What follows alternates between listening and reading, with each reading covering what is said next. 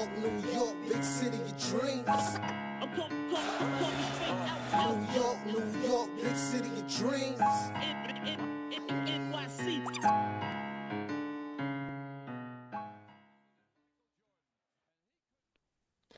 What's going on? This is Jay Ellis from the Knick of Time Show. Here, give you that Knicks talk just in the nick of time, and it's time for a discussion about our beloved coach, Tom Thibodeau. So I know that has been the talk of the town since the Knicks have lost actually 2 back-to-back horrible games against against the Celtics and the Cavs, which brings to mind and got everyone thinking: is Tom Thibodeau the right coach for this team? You know this conversation has kind of been going on for years, ever since he's been a Knicks coach, win or lose. So with the heat heating up and the criticism arising, we figured we might have to have this conversation with you guys today. So before I do that, I'm gonna introduce you to my guys. First and foremost, it's the Latin Assassin, ESPN contributor, posting toasting contributor, Bleach Report contributor, my guy Lee Escobedo. What's going on, Lee? What's going on, y'all? Excited to have a conversation about Tom Thibodeau, a subject that I was very loud and vocal when I first got on the show. One of the loudest people on Twitter and YouTube for him to be fired, had it as a banner in my Twitter AVI, and interested to talk to y'all about how that opinion has changed and where I am now. Absolutely. And we also have, as Lee likes to call him, the fifth Beatle of KOT, runner of his own YouTube channel, NBA Economy. One of the people who's responsible for a lot of behind the scenes stuff on KOT as well. Shout out to my guy Fritz Alessandro. What's going on, Fritz? Hey, what's up? The last 2 losses put the conversation on the national scale, but yeah, we're gonna keep this conversation in house, and I think it's gonna be a lively conversation. Absolutely. And for people watching, I think Ebony and Phil might join us a little bit later. But also for everyone watching, at the end of this, there will be an open panel discussion, so you guys can actually join a little bit later if you want to. Actually, I will put the link in the chat if you guys want to join the discussion a little bit later. So the link is in the chat, and I'll pin it to the top for you guys who want to join the discussion on Thibodeau. Since this is the hot topic, you'll be on camera. This is the Zoom link, so you will be on camera with the KOT show if you want to join this discussion. Okay. All right, let's get it. So, you know what? I usually, I start with Lee a lot, but there's one person on this squad right now I feel like feels a little bit more towards the get rid of Thibodeau moniker. And so I'm gonna start with him. I'm gonna start with Fritz Alessandro because he's from the beginning of the season, he seems to have some strong ideas and feelings towards our coach. So I'll start off with you, Fritz, and get your thoughts on what the pros and cons of Thibodeau, if you have any pros, because I know you're not a Thibs fan, and whether we should keep him or not. I already know where you're leaning, but at least for conversation's sake, a timeline on when that should happen, because I already know where you're going. You want to hear, but I'll start with you, Fritz. First off, I would like to say with Thibodeau, I don't hate him. You have a lot of fans is like, oh, he's the worst coach in the world. No. I think when it comes to coaches, he has a good resume. He has shown increased wins every year. But when it comes to employment on your regular job or coaching in the NBA, there are non-negotiables. And on the non-negotiables, I think Thibs has shown lack in areas that you can't lack at. and it has shown little improvement and an unwillingness to improve. So that's where I am with that. Um, as far as a timeline, I'm along the lines of do it sooner rather than later. Um, and I know a lot of people say never do it middle of the season. Um, what I say to that, getting rid of Thibodeau, would it actually hurt you?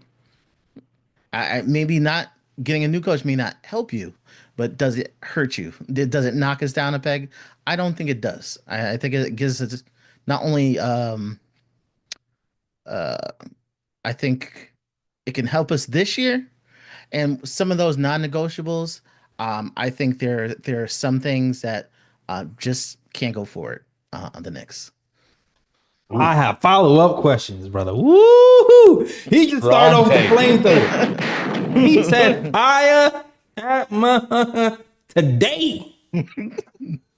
Today. Right now.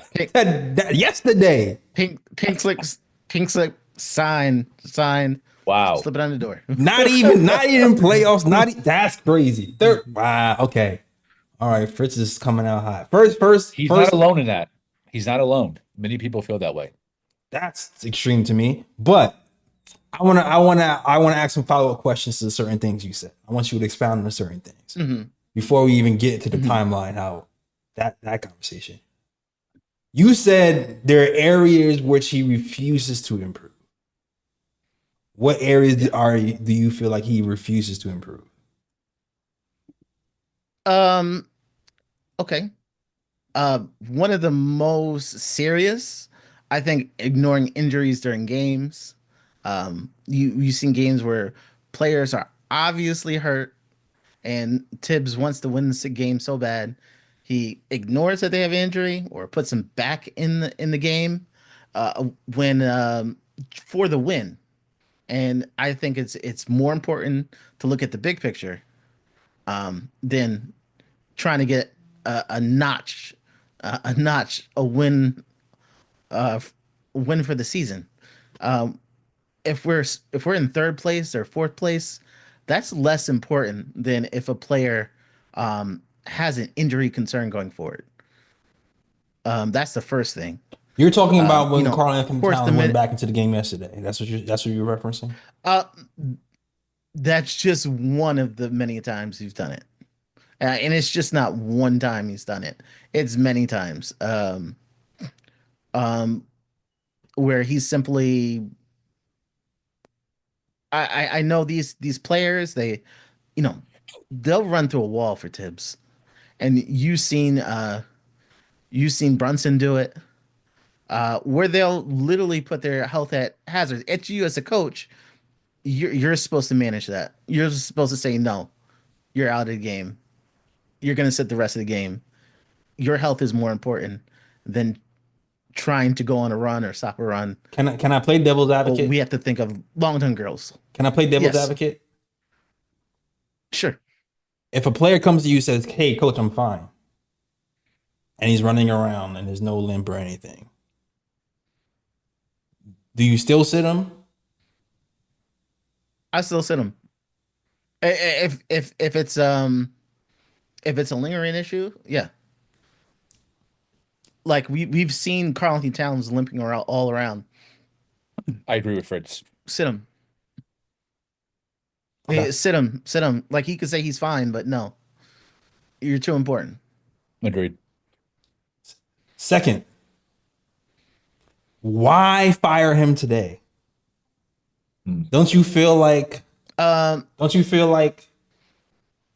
with most of the season gone, you're kind of putting, because there's not going to be a replacement coach, you're putting the assistant coach in a position, you put him in a tough position. You put an assistant coach in a tough position, and you're kind of almost signaling to the players that like you're kind of throwing away the season. I kind of feel like that sends the wrong message to the players. I mean, but is Tom Thibodeau magic? I just don't understand. Is anything that Tom Thibodeau does that no one else on his staff can do. I know he has a specific drive. He really pushes his players, but could you say no one on the bench could do what Tom Thibodeau does? I can say, I will say, that's a hell of a time to find out.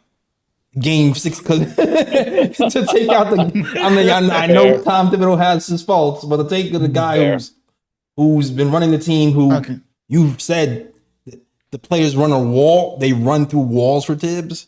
That even with our criticism, to take him out with more than half the season already finished,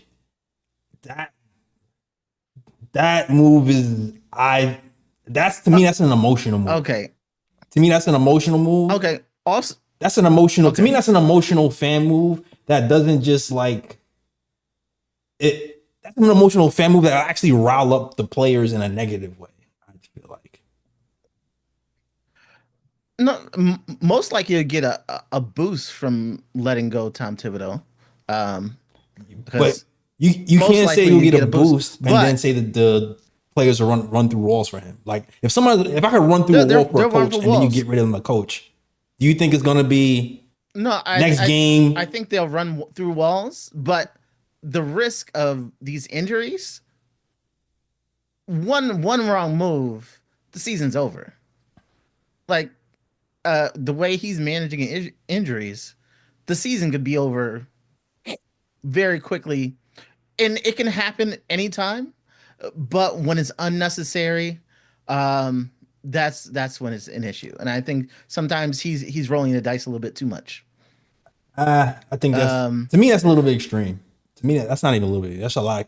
To me, that's a lot. I mean, that's not whether you believe that. But yeah, Thibs is the coach of the future or not. To get rid of him, right now is extreme to me. Go ahead. I want to add one thing. Fritz is absolutely not alone in that thinking. There is a very, very large contingency of people on Twitter. And Twitter is not the real world. And Twitter is also not a great macrocosm of Knicks fans across the world. Many are not online. But the ones who are online, there are a lot of people right now in the feed that 100% agree with Fritz's sentiment that he should be fired now. So although I agree with you, Jay, it is an extreme move. He's not alone in that. There are many people that feel that way because of how frustrated they are with these last 2 weeks losing to the top teams in the NBA. That's why I say I feel like that's an emotional fan move, because a lot of fans move on game to game. We lose one game, everybody's throwing their hands up. We lose 2 games, everybody's really throwing their hands up. And this is not to say that Thibs doesn't deserve criticism, because when you don't beat any of the NBA top teams the entire season and not just lose to them, get obliterated by them, you deserve criticism. For sure. You absolutely deserve freaking criticism. Unlike some of the extreme Twitter takes, if Thibs just changed the behavior, I'd be totally for it. Like there's certain behaviors, like there's extreme behaviors. If he changed it, I'd be quiet. Like I'd sit down. I'm not gonna chastise him. You need to be fired because of what happened in the past. If he's willing to change going forward, I would have no issue with it. But we've seen there is no changing. This isn't a 24-25 issue. This has been an issue from day one, being a coach of the Knicks. True. I mean, his entire coaching career. But yes, agreed. Definitely the Knicks. Yeah, the minutes thing has definitely been something that's followed him around his entire career. I'm not gonna lie. I felt like last season, the minutes argument was kind of overblown, especially like during the playoffs and stuff. Considering the personnel we had, Julius Randle being out, I kind of felt like it was like a kind of a cop-out narrative last season. This season, I feel like it bears a little bit more weight. I do feel like it bears a little bit more weight this season, considering like the amount of players we have versus the amount of players we actually play who are healthy. So I get the criticism more this season than last season. Still feel like firing Thibs right now is just kind of too extreme. Like for me, Um, and I know Lee agrees with this sentiment. Like, I feel like we have to finish. I feel like we want to finish out this year for sure and get to the playoffs. You know, like, because the real criticism from Thibs is not really. I mean, there's people who criticize Thibs during the season, but the large majority of the NBA fans feel like playoffs are the real criticisms. Like, he has a 38-47 playoff record. We want to see what this team does to the playoffs. Right now, we're projected. It looks like it could be a second round exit again for this team, for sure. Ooh, better But not. if we, because like Lee said last show, we'll end up matching up with either the Cavs or the Celtics the second round. I still feel like if you match up with the Cavs and we have Mitchell Robinson back, which we'll get to in a second, I still feel like we can take the Cavs. I'm not gonna hold you. I still feel like we can take the Cavs. The Celtics Yeah. is another issue, is another whole nother monster that we have yet to solve. But that's how I look at that situation when it comes to Tibbs. I want to see how he looks Yeah. in the playoffs, and we definitely can't lose in the first round for sure. That's an automatic gone. But that second round, Cavs, Celtics, how we play, not even who we lose, but like how competitive we are, I think is gonna tell me a lot about where we are as a team and how effective Tibbs is as a coach. Go ahead, Lee. So, Okay. It was like Phil is asking to come into the chat. He just texted our group. yeah. So my stance remains the same as it did early in the season, which is I'm not advocating to fire Tibbs based on regular season performance, barring we win 20 games, right? Until the playoffs. Because while I've had my criticisms in the past about Tibbs, he always seems to adjust enough to put us on pace for a plus or minus 50 win season by 2 or so. I think we're on pace again to be a 50 win season, and it's hard to justify firing your head coach when you're third in the East. Also, this entire time, I'm only going to argue on facts. I'm not going to argue so much on emotion. Surprise hearing that from me. I didn't be very emotional about my Tibbs takes. But if you fire Tibbs, the right now the lead assistant is Jalen's dad, Rich Brunson. Not Mo Cheats, not any of Tibbs' cronies. It's Rich Brunson. Having Rich Brunson be the head coach to me is an utter disaster. Rich Brunson has almost nil experience being the head coach besides stepping in sometimes when someone's injured. He's been a college head coach and a high school head coach, not the same. And to be the head coach then on the playoff round, that to me is a really terrifying thought for that job to go to him, which it would. And if you don't, then you have major weird issues going on personality wise of jealousy. If you supersede that and put Mo Cheats in, then Jalen's like, what's up with my pops? Pops is like, what's up with me? Like, what was the whole point of that title? It causes way too much chaos. So to me, this upcoming playoff series is absolutely the determinant for me on how I feel on Tibbs moving forward. I also am going to look at that first round. We're right now matched up hypothetically with the Detroit Pistons, a very good young team led by a head coach in Bernie Bickerstaff who has played chess with Tibbs in the playoffs before. In my opinion, right now, this is a harder roster for us to contend with in Detroit than what he had in Cleveland, which was really only 3 guys who could score at that time and 2 guys who were more screen setters, lob threats, but couldn't actually put the ball on the floor. He's got a very nice team, Detroit. If they take us to 7 games and we win on a buzzer beater or we win in crunch time, I'm going to be looking at Tibbs very sideways. To me, the Pistons are a team we should absolutely beat in 5. If you are a contender or on the verge of a cusp of contention, you should not go 7 games in your first round playoff series. And it's a team that was the worst team in the NBA last 3 years in a row, bottom of the NBA last 3 years. So to me, we have to smack Detroit. If that series lasts too long, I'm not saying fire Tibbs. I'm like, what the F is going on in that series? But that second round, I'm with Jay. If Boston beats us, I'm not going to say fire Tibbs. Boston right now is absolutely the better team, even with Mitch. But Cleveland, we should win. And how he coaches, how he adjusts or doesn't adjust, who he uses, what kind of rotations we see, what kind of minutes distribution we see, that will dictate my feelings and sentiments moving forward with him as our head coach. Yeah, I agree with all sentiments, and that's why I even started the conversation talking about emotional decisions. Based, like, we are third in the East, we lost 2 in a row. I don't. The performances have been poor. Thibs absolutely deserves criticism. That does not mean you fire him after a two-game losing streak. Granted, an ugly one. Go ahead, Lee. I just want to add one more thing before you pass the rock. When Johnny Bryant was here, that's when I was one of the loudest people, period, about firing him. Because at that time, we're not a contender. We were still in the developmental stages, the rebuilding stage, trying to become a serious Eastern Conference team. I thought, well, if you fire Thibs, the principles, the identity, the defense is already in line. I was thinking like Fritz. Then you can have a younger coach who maybe starts drawing up more plays. You have more off-ball movement, more motion. Maybe we finally play zone. Those type of things I was thinking about with Johnny Bryant. Johnny Bryant is no longer here. I think that relationship has been severed. He's now looking at Cleveland, and if another team opens up for a head coaching job, he's going to go for that. He's already in talks, I think, for another team. I heard a college team might be interviewing him. I don't see him coming back to the Knicks. I mean, that situation has been removed. But when he was here, I understood the argument for the Knicks at that time in their development, and with him as a lead assistant. But Rick Brunson as lead assistant, to me, that is an absolute like chaotic idea to have him at the head. Scary.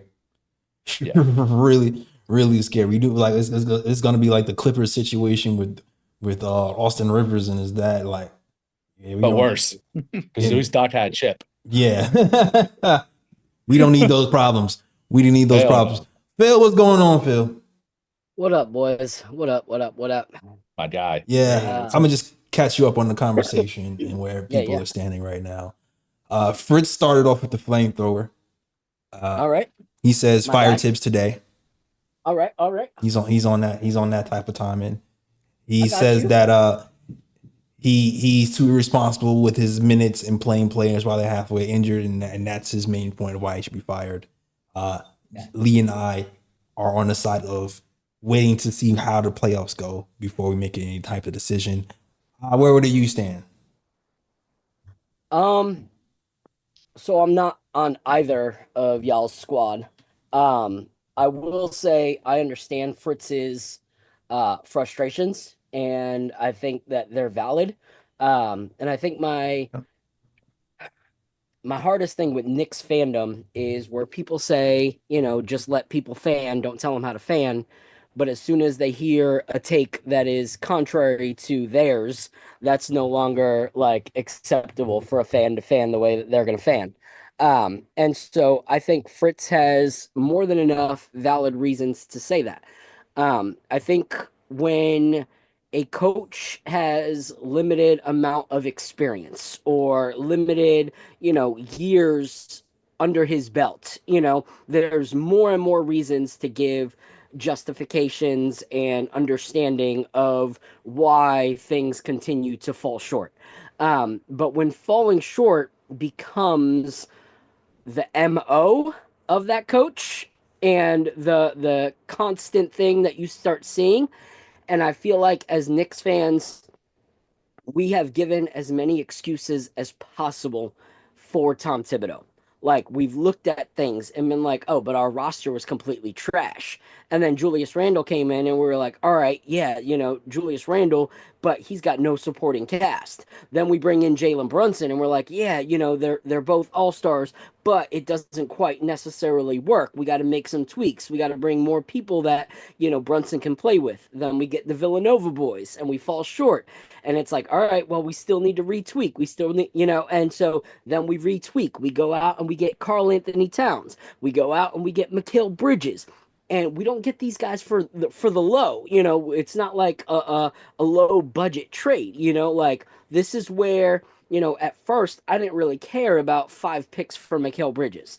But then when we start being middle of the pack, towards the end of, All-Star break, and we're starting to like see a lot of imperfections in our game, and we go, man, all right, well, we can't really make many tweaks this summer with how the roster currently is because of what we've given up and, the contracts that we have. We gave OG this big contract, that's great. So I feel like the front office has made enough moves to where the justification for Thibs not taking a team further are no longer there.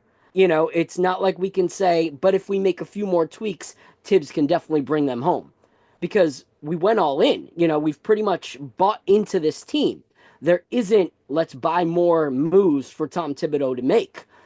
So for me, I feel like come the summer, if we fall short, the front office is actually going to have to either bear that burden on their shoulders as, okay, the moves that we made weren't enough. Now what? Or they have to go, the moves we made were enough, but Tom Thibodeau is not the guy to get us there. So I feel like there's justification in him feeling like, no, it's it for Tom. And that's not a critique on Tom. Like in completion, that's saying Tom has brought us to a place that the Knicks haven't been in years. Actual like in conversations, actually getting games that matter on TV. Getting players into the All-Star game. But being able to say that person got us this far, but that is their ceiling limit, that's okay to say. That's okay to believe that. So for me, I do personally believe that after 25 years of being a head coach, in this league, I believe it's 25 years or something like that for Tom Thibodeau. I think enough is enough, enough to say now is the time to produce or not. Do I want to get rid of him right now? No, because what are we going to do?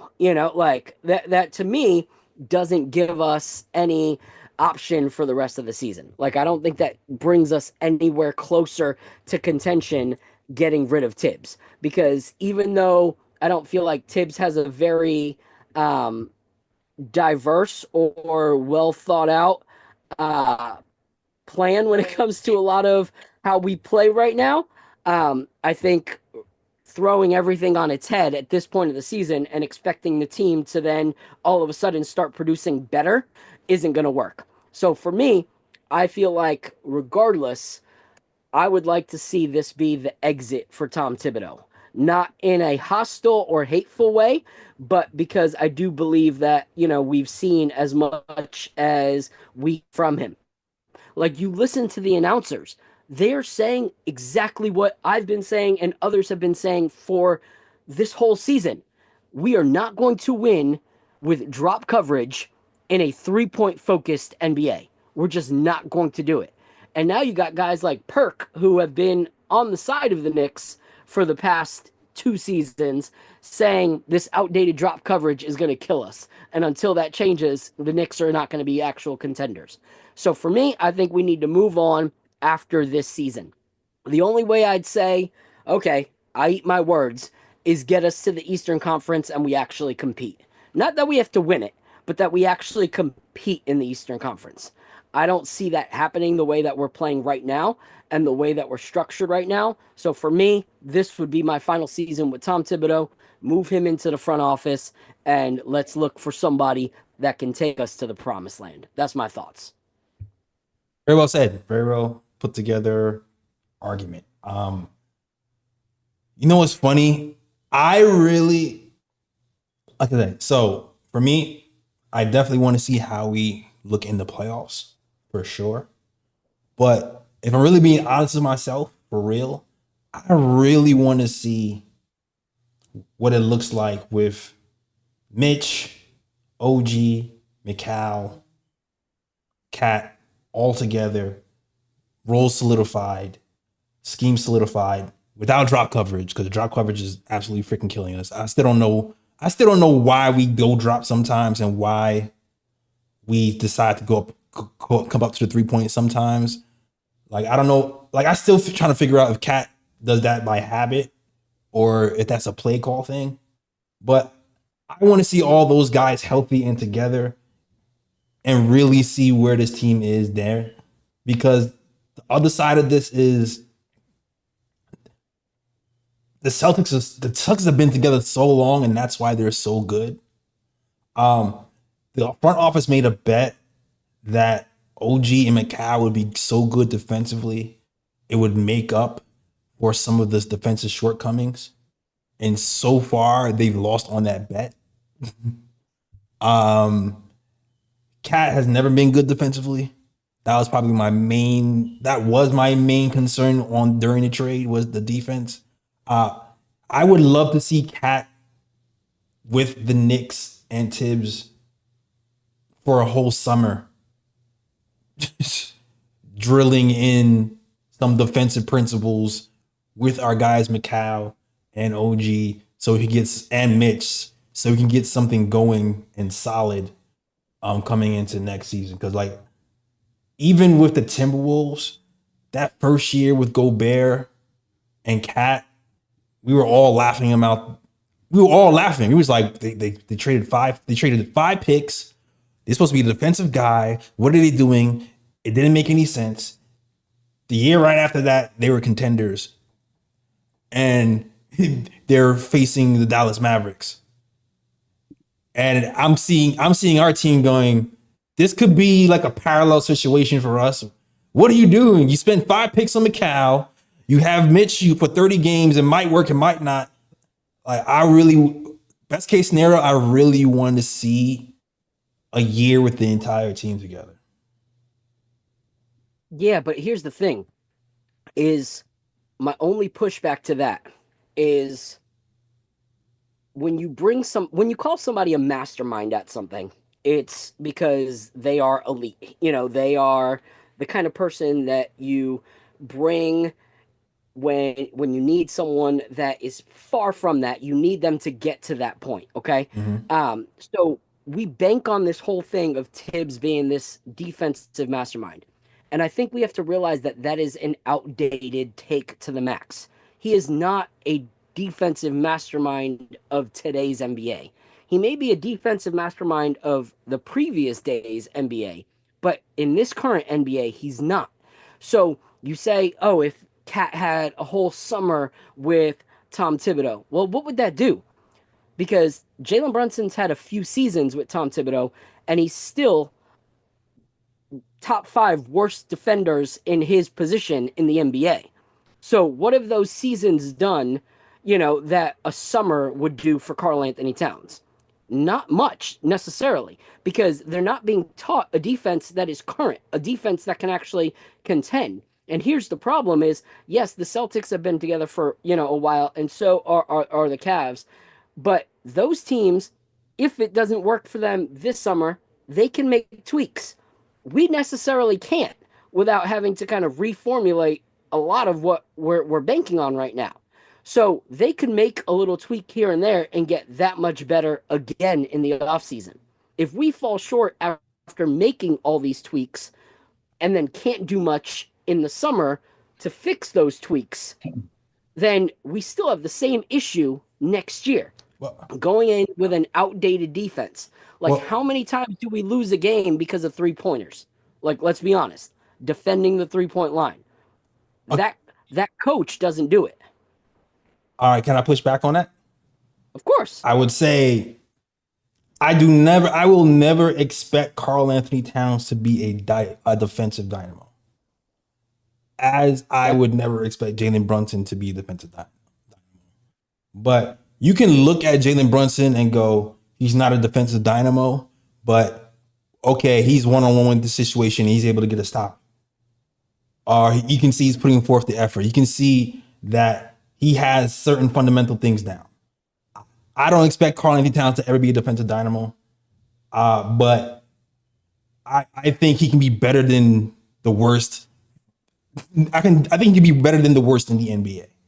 Yeah. That's my first point. My second point is... I agree with that. Okay. My second thing is there are no more moves, but we do have a move left, and his name is Mitchell Robinson. He has been historically injured, which has been tough for us. But when you look at why the Timberwolves got Gobert in the first place, they got Gobert for the same reason why we're touting Mitch. Karl Anthony Towns at the 5 wasn't working defensively, and it was killing their defense. It was absolutely killing their defense. So it was like, we have this defensive coach who revolutionized the defense in the Celtics, has upped the defense on the Knicks every season, except for this one. And we're wondering, why could it be? What could it be? I mean, the guy was a center with the Timberwolves, and they didn't get better until he moved to the 4. It's probably the same thing here, most likely. So like, and when you have a guy, I know people talk about, and here's the other part of it too. There's 3-point defense, there's pick and roll defense, and there's transition defense. The those are the three things that we've struggled with this season. Transition defense, that's not even scheme. That's not tactics. That's, hey, players run from one end of the floor to the other and match up. The guys who were doing that last season, they did it and they did it well. This season, for some reason, I don't know, McCall or what, they're dropping the ball on transition defense. That is not a scheme thing. That is a player commitment issue. You can blame the coach. You can blame the coach for not motivating the players or whatever, ridiculing the players, but that is a player issue. Pick and roll defense. I've kind of talked about this a little bit on Twitter.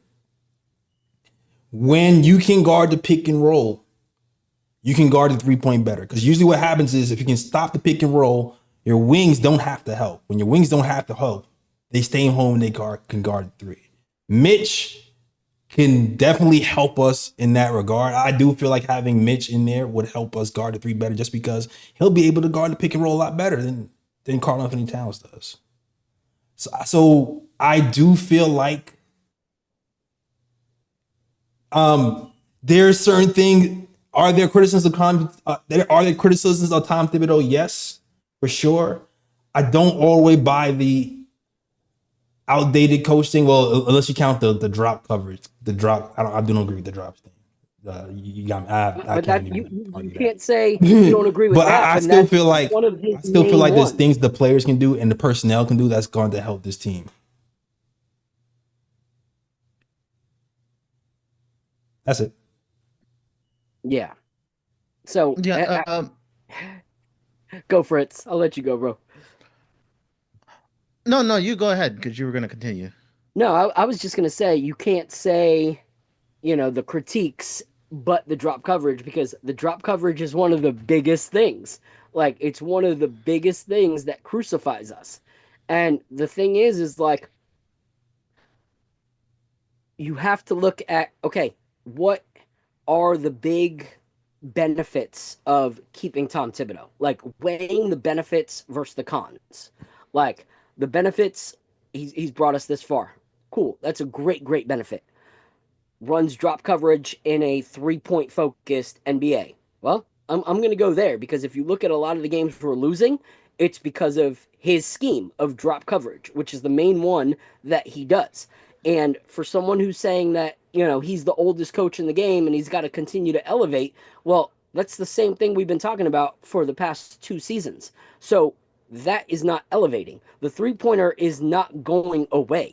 It's getting crazier and worse, honestly, like to a point where teams will shoot 50 something just to, make 12 of them.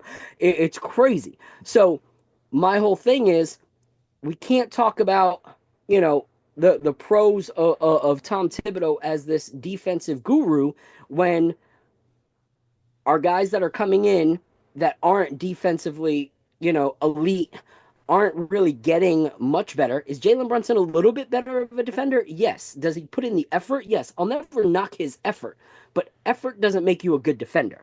Effort means that you show effort, so that's awesome. I'm thankful for his effort, but he's still not a good defender after all this time with Tom Thibodeau.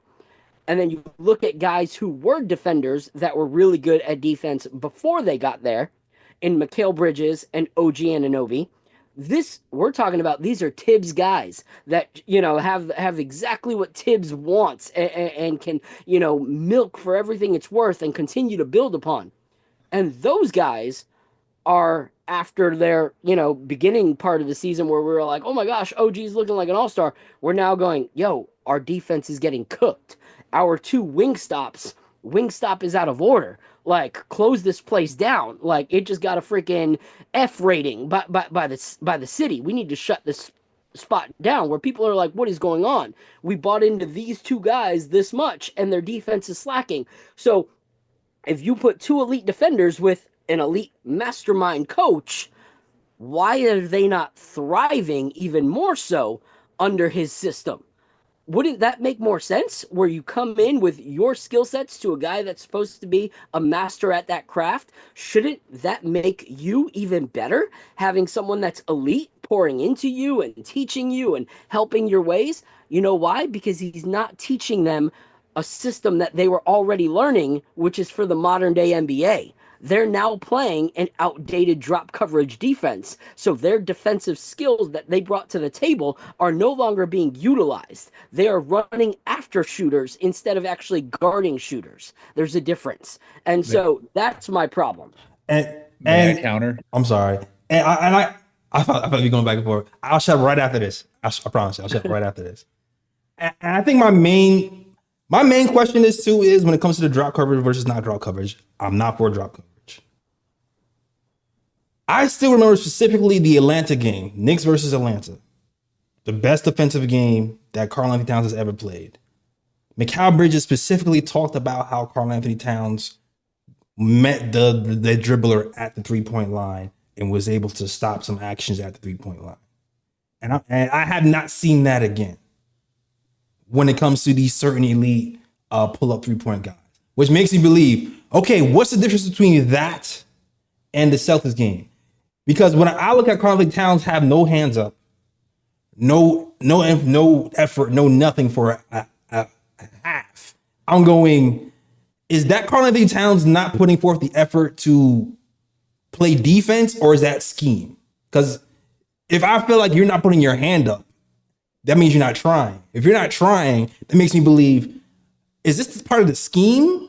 I don't think part of the scheme is just to go down and just not put a hand up. Then I start to look, then I start to go, okay, how much of this is the coach and how much of this is Karl-Anthony Towns just kind of zoning the fuck out? Yeah, I'm going to jump in here. I'm actually a fan of drop coverage when it comes from Tom Thibodeau, and he has the right center. Drop coverage is supposed to be used to defend ball screens and pick and roll coverage. And when Mitchell Robinson is in that slot, we've actually won playoff series running drop. If you think about the Cleveland series, Mitchell Robinson was in drop for a lot of that, and his metrics, on-off metrics, defending the rim were incredible for that series. I would say he was probably the MVP in that series. It's unfortunate he disappeared against Miami and Bam Adebayo, but Bam presents a completely different skill set in terms of his playmaking that Cleveland bids didn't have. They do now with Evan Mobley, who has evolved. But Mitchell Robinson, to me, is a much better drop coverage bid. One of the reasons I think and this isn't really actually a counter to Phil. It's more of a conversation. I agree with you that right now, you said it perfectly. The wings and OG and Mikal are having to run back, crash against the three-point line instead of defending it straight up. And what I've noticed in watching a lot of YouTube clips today in preparation for this conversation, that is happening because the team doesn't have trust in Cat to defend the rim and drop. So when he goes into drop off of a ball screen, they're hedging to the point to where they're trying to give some of that double, whether it's soft or it's a hard one, to protect against that dribble penetration or the floaters, then having to crash out when inevitably these bids, especially with good passing bids, are given really nice outlet passes to the perimeter, and now they're having to catch up, and it ends up in us getting burnt by bums that are 9th, 10th guys come off the bench and torching us from three because that's their specialty. That will be eliminated to a large degree with Mitchell Robinson, because Mitchell Robinson can actually defend the rim. He gives effort. He puts his hands up. He has better instincts on timing. He's less foul prone, which will then allow switchability, at least 2 through 4, between Mikal, Hart, OG, and even Cat, who has shown really good ability when he's guarding at the level to keep his man in front of him in one-on-one situations in ISO, at a much better degree than he is in principles when he's guarding the rim as a drop coverage 5. So with that, I think Mitch is not the turnkey catch-all solution for a lot of our defensive ills, but there is no denying that when he's healthy, and damn it, I wish he was more healthy, but when he is a game changer, especially in the postseason against bids that have limited playmaking, like the Cleveland Cavaliers in that series. So I'm very excited for what Mitch is going to do, at least relieving some of the pressure and not having to play Cat so much of the 5 and pick and roll, where he's gotten absolutely hunted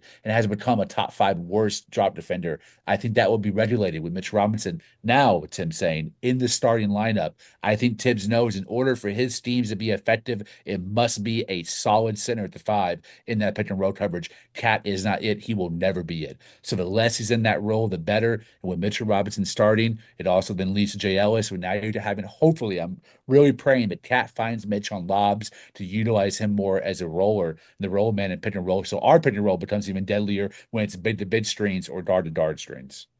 So this is the last thing I'll say on the topic. Your point, Lee, is amazing and makes me feel even more so how I do about Thibs, because we can all see the inadequacies of Karl Anthony Towns in a drop coverage format. We can all see that he does better trying to stay in front of his guy and play that kind of defense. So for a coach to build a whole scheme that really only works for our organization if our center, who's been injured till March, comes back and plays, that's a faulty coach, in my opinion. Like, not being able to make that change until Mitch comes back, to not work at this drop coverage that would work with Mitch. Like, yes, it will work better with Mitch, but are we seriously banking the whole season on when Mitch comes back and using that defense to its elite abilities? Like, what if, God forbid, Mitch comes back, we start playing great, and something was to happen, and he can't play in the playoffs? Like, are we just going to ignore the fact that that drop coverage doesn't work and continue to use that? Like, that doesn't make sense to me. So that's where I look at Tom Thibodeau and go, this cat is not willing to learn new tricks, and that's a problem. Just because it works with Mitch, we've seen that it doesn't work in Mitch's absence. Why are we not steering clear from that until Mitch comes back and then implement it when it actually works? That to me is coaching. Looking at what's not working, making the changes for what you currently have right now. Like, what do I do when the nightcap, one of the guys says, "Hey, we can't make it tonight." Most times I try to find someone that's going to fit that position, someone that's going to be able to keep that conversation going. I got to find something that works. Well, why didn't it work with the Timberwolves until Gobert got there? He was there for 9 seasons. That's a different coach. I'm not worried about that. I'm worried about Tom Thibodeau. I'm worried about what we bought into. We bought into a Karl Anthony Towns, Mikal Bridges, OG Anunoby, Jalen Brunson, Josh Hart starting lineup. Going into the season, we knew Mitchell Robinson was not starting the season. We knew that. We went into it that way. It's not that we banked on, Mitchell Robinson being there and then we got detoured and Tibbs hasn't had a different time to figure it out. Are we asking a fish to fly though? I think that's my real question. Like, we're saying we're banking on the coach. Like, are we asking the fish to learn to fly? Like I said, I feel like we're asking. By asking Karl Anthony Towns to be a center that's going to be a defensive guy that's going to keep us afloat defensively. Are you asking a fish to fly? Well, yeah, we're asking a fish to fly, but if we're asking a fish to fly, we can at least try to figure out how to make it a softer landing when he falls. That's what I'm saying. Are we asking the impossible is what I'm saying. Go ahead. Go ahead. I'm sorry. Go ahead, Lee. I feel like Lee wants to say something. We are. But if we know that this exposes his weaknesses even more, that's a coaching situation. I reiterate, I think our drop coverage has been very successful when Mitchell Robinson and Isaiah Hartenstein was our starting center. It's a reason why it's been continued to be a cornerstone for Tom Thibodeau as a defense. And when he has the right center to guard the pick and roll with a 5 who can shuffle his feet, use his hands, have good timing, not be foul prone, and defend the rim, it's very successful. I think the reason that Thibs employed it, knowing Mitchell Robinson was going to be out until at this point February and March of 2025. I think he wanted to see what Cat could do in that coverage to maintain the same principles he's been employing since he came here 5 years ago. But we also saw a reduction, especially in the first 2 months of drop coverage. He was switching more, especially if the lineups included Deucent Bright at point. You actually saw in some cases switching 1 through 5. Now, it wasn't always successful. Sometimes it was successful in spurts. Sometimes only the 2 through 4 was successful in containing the perimeter action. But when you get put into ball strings and pick and roll action, you got to make a choice. And to Thibs, I think he's trying to sustain certain principles no matter who Nets man up he has. This is the type of defense we're going to play. It's up to everybody else to adjust and pick up the slack for the center until Mitch comes back. And when Mitch comes back, you don't worry to pick up a slack anymore. That soft hedge won't happen anymore between OG and Mikal. They'll be able to guard their man on the perimeter because Mitchell Robinson is a top 5 drop coverage center in the entire NBA. The only issue is how long can he be healthy, and will he be healthy for the entirety of his playoff run? Our entire defense depends on that, but most teams depend on 1 or 2 guys in totality for their defensive schemes, whether it's a switch, transition defense, pick and roll, it doesn't matter. Good debate, guys. Oh man, you can go before you go on, Phil. I'm gonna just say this to guys watching. I want to make this an open forum for people who want to join. There is a link in the chat, and there's also a link pinned to the top. If you want to join and you feel like there's a point we haven't hit, or you want to drive a point home, or you want to give us your decision. It's not even a Discord. This is video. This is directly. You're gonna be joining us on panel, on video. So if you have something to say, make sure your camera ready, and we'll click you in. The link is pinned to the top of the chat, and also I just put the link again right there in the chat. So for guys who want to join, go ahead. Okay.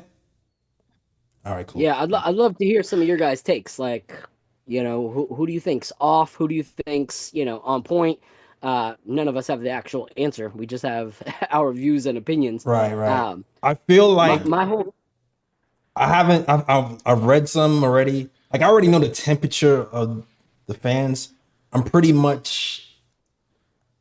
I can guess probably 80% is going to be like pro fire Thibs or against Thibs. I would just guess at this point without taking a poll.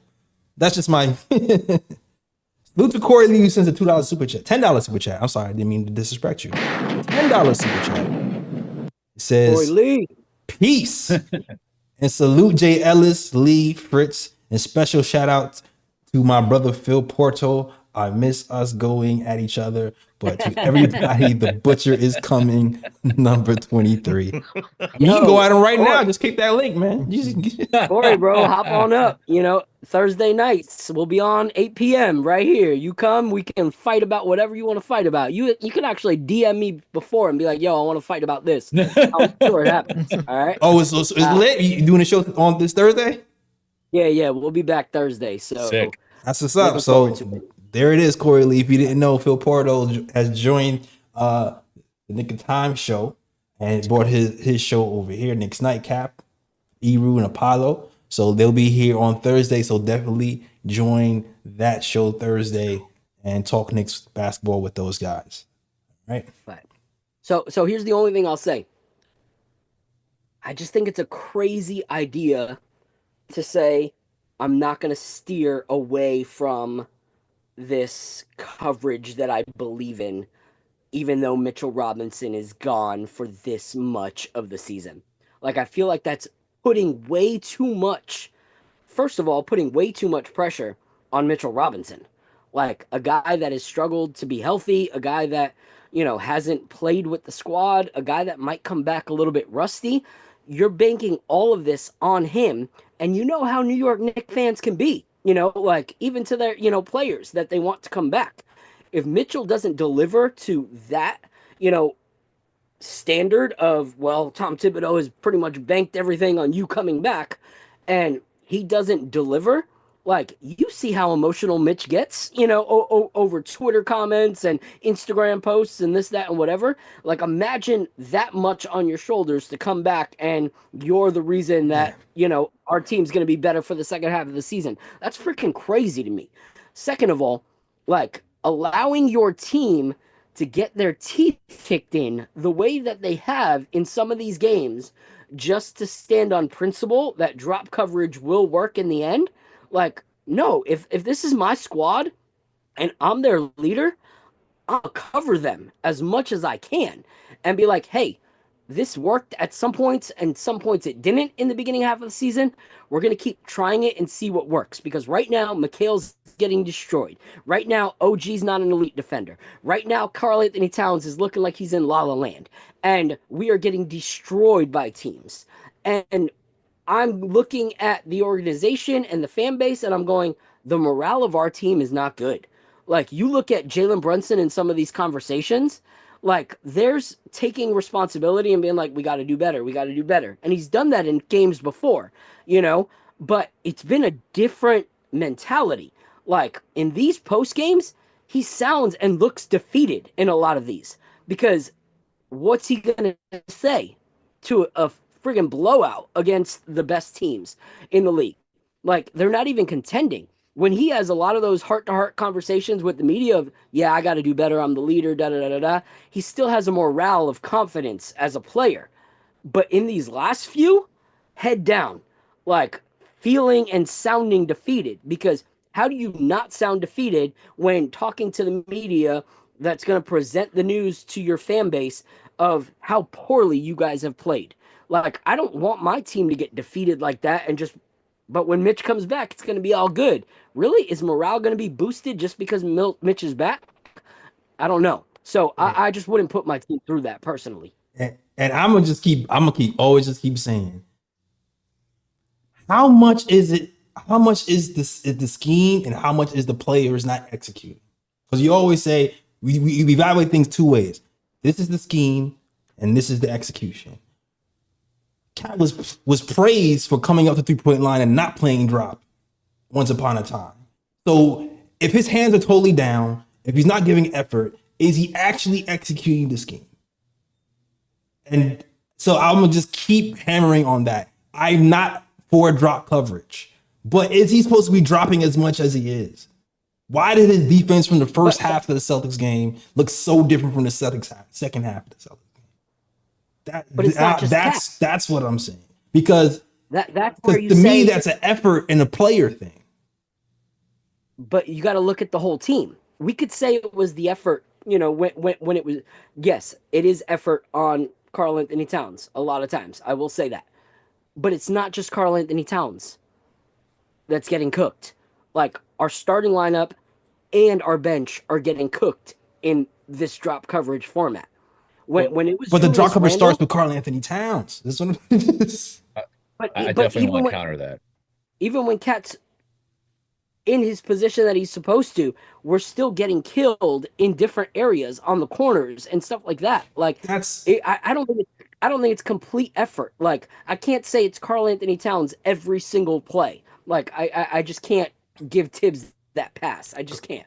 I think it's Karl Anthony Towns in most plays getting cooked in drop coverage. The reason that he continues to play at the 5 is because of how dominant he is offensively and everything else he gives you playing center. The rebounding second in the NBA, the playmaking from the high post with one hand, finding cutters, the 3-point shooting above the break, the 3-point shooting in the corners, mixing up in the post, the floater game. That's the reason he's playing so much 5. It's because he's damn dominant, and Thibs is actually sacrificing defense for offense because he was also giving Precious and Sims those minutes in drop, and they were actually, especially Sims, was very solid guarding and drop coverage. The difference is they gave you jack shit elsewhere. No offense, no lob threat, no shooting. So Thibs has to make a decision. Do I continue giving 15, 16 minutes to Precious and Sims at the center while I lose so much on offense, but gain something on drop, but can't guard the perimeter, but can't guard an ISO, can't guard an island? I'm going to have to give those minutes to Cat, allow myself to get cooked and drop in some percentage of those possessions,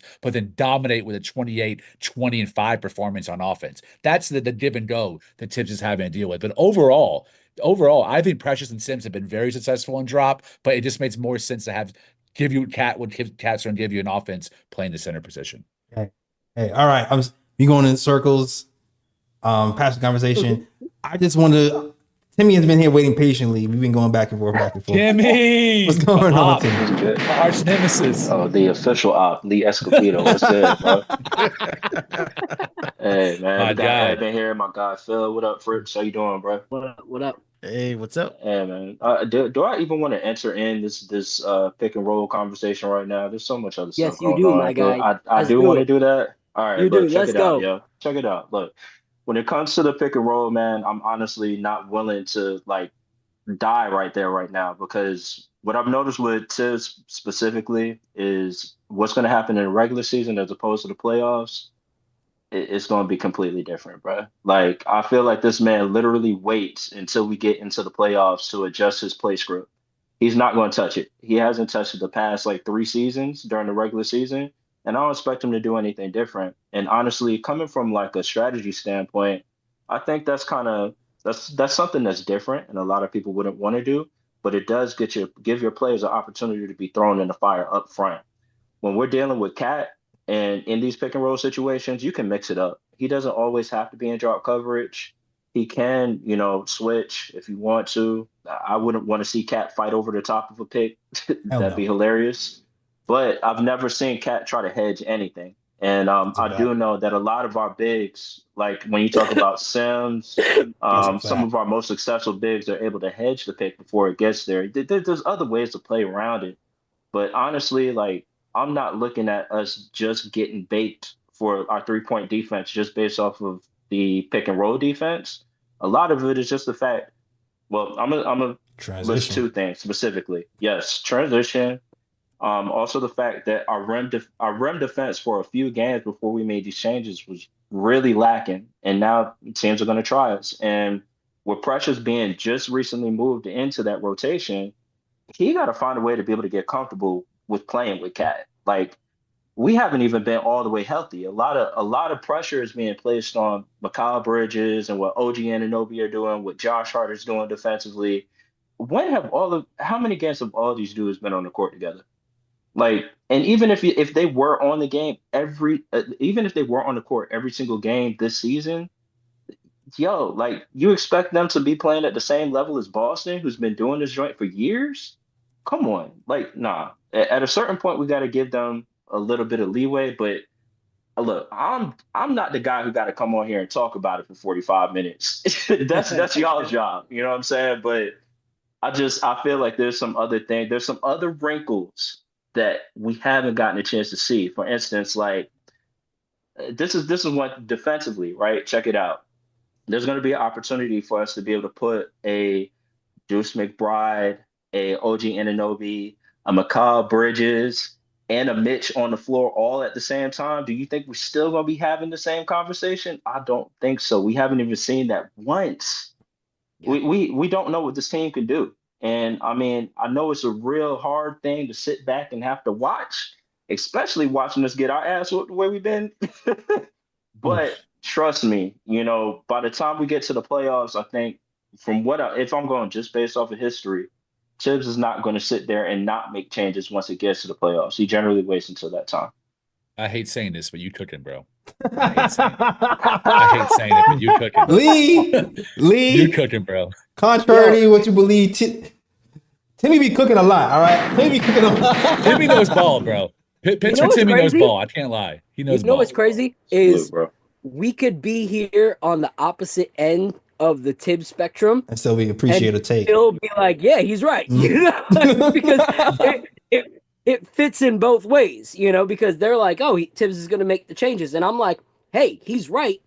That's why for me, it's not unless we make it to, whatever, keep Tibbs. For me, it's move on from Tibbs regardless, because I believe in the potential of this roster, especially if when Mitch comes back and he's healthy, I want to actually see them have more of a current updated kind of, offensive and defensive, schemes next year, to be able to, okay, now that we know that it works with Mitch, this is our year, not let's give Tibbs another year and see, so for me, what you said makes perfect sense. I don't think this is going to be the year unless, everything just falls into place. Like I said, that's way too much pressure to put on Mitch that he's going to come back in March and be the reason that we, make it to the Eastern Conference Finals. If we do, give this guy the bag, because he was able to turn the season around.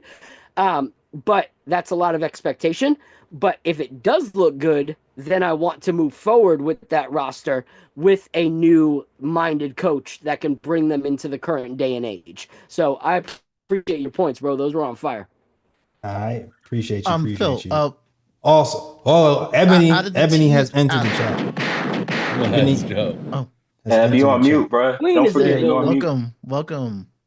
Yeah. Go ahead, Fritz. I know you had something to say, and then I could jump in. No, you go ahead, because my point it almost diverts the point a little bit. So you can go ahead.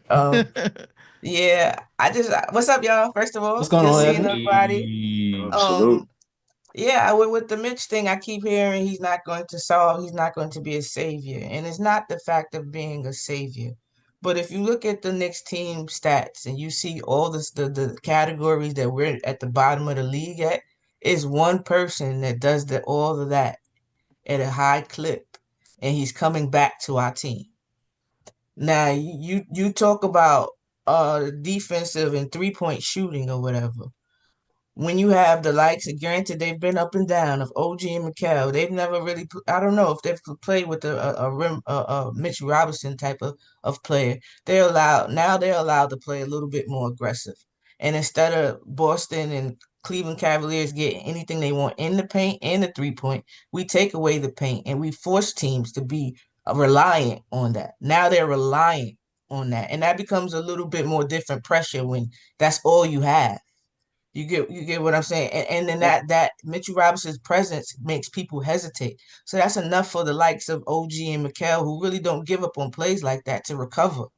And now you have, like what they were just saying in the space, resistance. That's what he brings. He also allows the team to be themselves. Because if you don't have to overcompensate for rebounding, that's not your strong point. Now you can do and go leak. Now you can leak and get into your game. You can move. You can, if you're a player like Mikal, who does better in the movement and fast break. Same thing with Josh Hart. He now is not solely responsible for rebound. He can start his fast break maybe a little earlier. Yeah. And is it all going to be rainbows? No, it's going to be struggles. We know that. But what I'm saying is he does make it ugly. And most of the time, when you make it ugly, we were coming out on top when he was playing.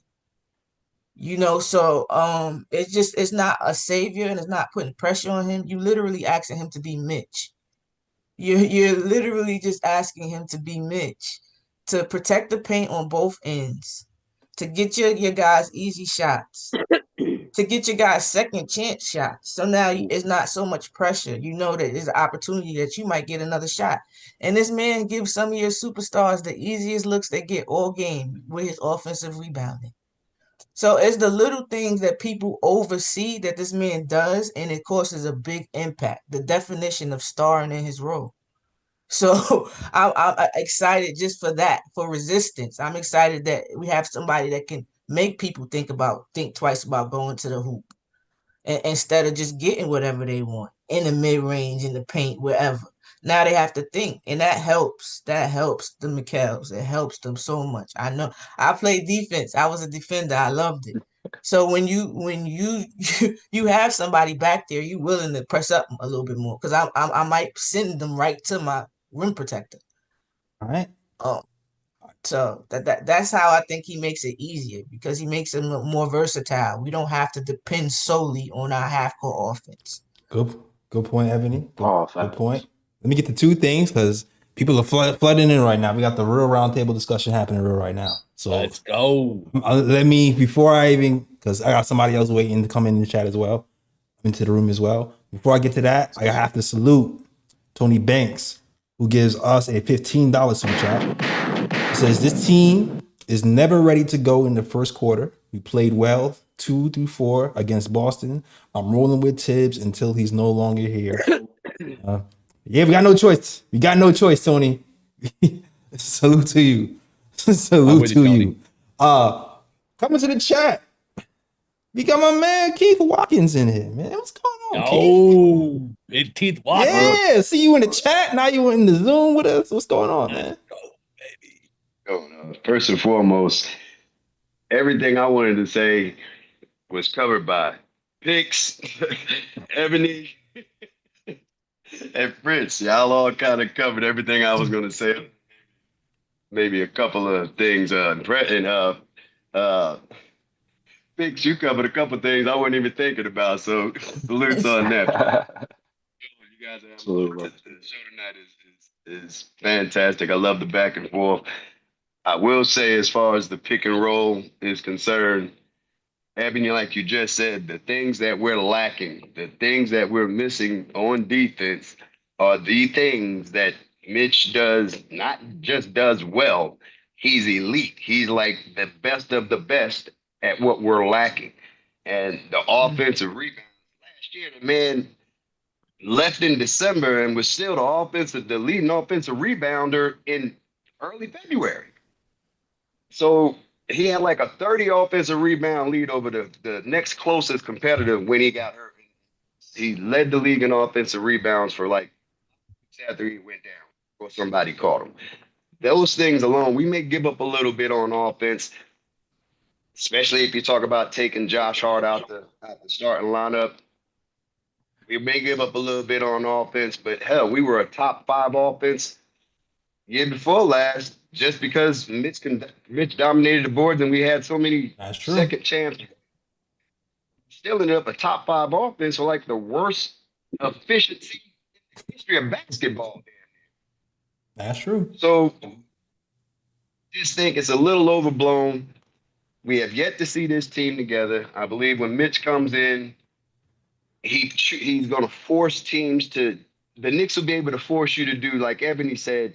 We'll be able to run you off the 3-point line now instead of all of this hedging and slow closeouts. We can run you off the 3-point line and force you to take those mid-range jumpers because you're not coming in the paint. And the hardest shot in the NBA right now is the mid-range jumper, especially those pull-up mid-ranges. There's not very many guys in the league that hit those things consistently. Even like Mikhail goes on these highs and lows. That's supposed to be his shot, that mid-range free throw line anywhere around there extended either side. That's supposed to be his shot. And even that's not, that's up and down, but that's for pretty much anybody in the league. If we can force teams to doing that and trying to live off of that game all night long, we'll be fine come playoffs. And every contender, all these teams that they keep saying we can't beat, every single one of them been together for years. Every single one of them. They're 4, 5, 6, and 7 guys. Hell, Boston's been together 9 years. Yeah. 9 years. We haven't been together. We haven't played one game with a full assortment of players. But even if everybody was healthy, we still haven't played a total of 60 games. Just give it some time. This year, if we get to the championship this year, oh my God, y'all know we're not crazy here. So many things have to go right for us to make the finals this year. It'll be like that the year Golden State won their first one and didn't play any team in full strength all the way to the finals. We have to go on some sort of run like that to make it to a finals this year. Everything would just have to go perfect for us. But our window next year, year after, that's when I think we can do some damage. People just need to enjoy it. I want to ask y'all. You making me. I have a question for you guys right now, because we talking about next year. We different people. I'm guessing the way you're talking, you're sounding like you want to keep Thibs. That I'm just getting that from your tone. Let me say, Thibs wasn't my first choice. Okay, he wasn't my first choice. My first choice is in Cleveland right now.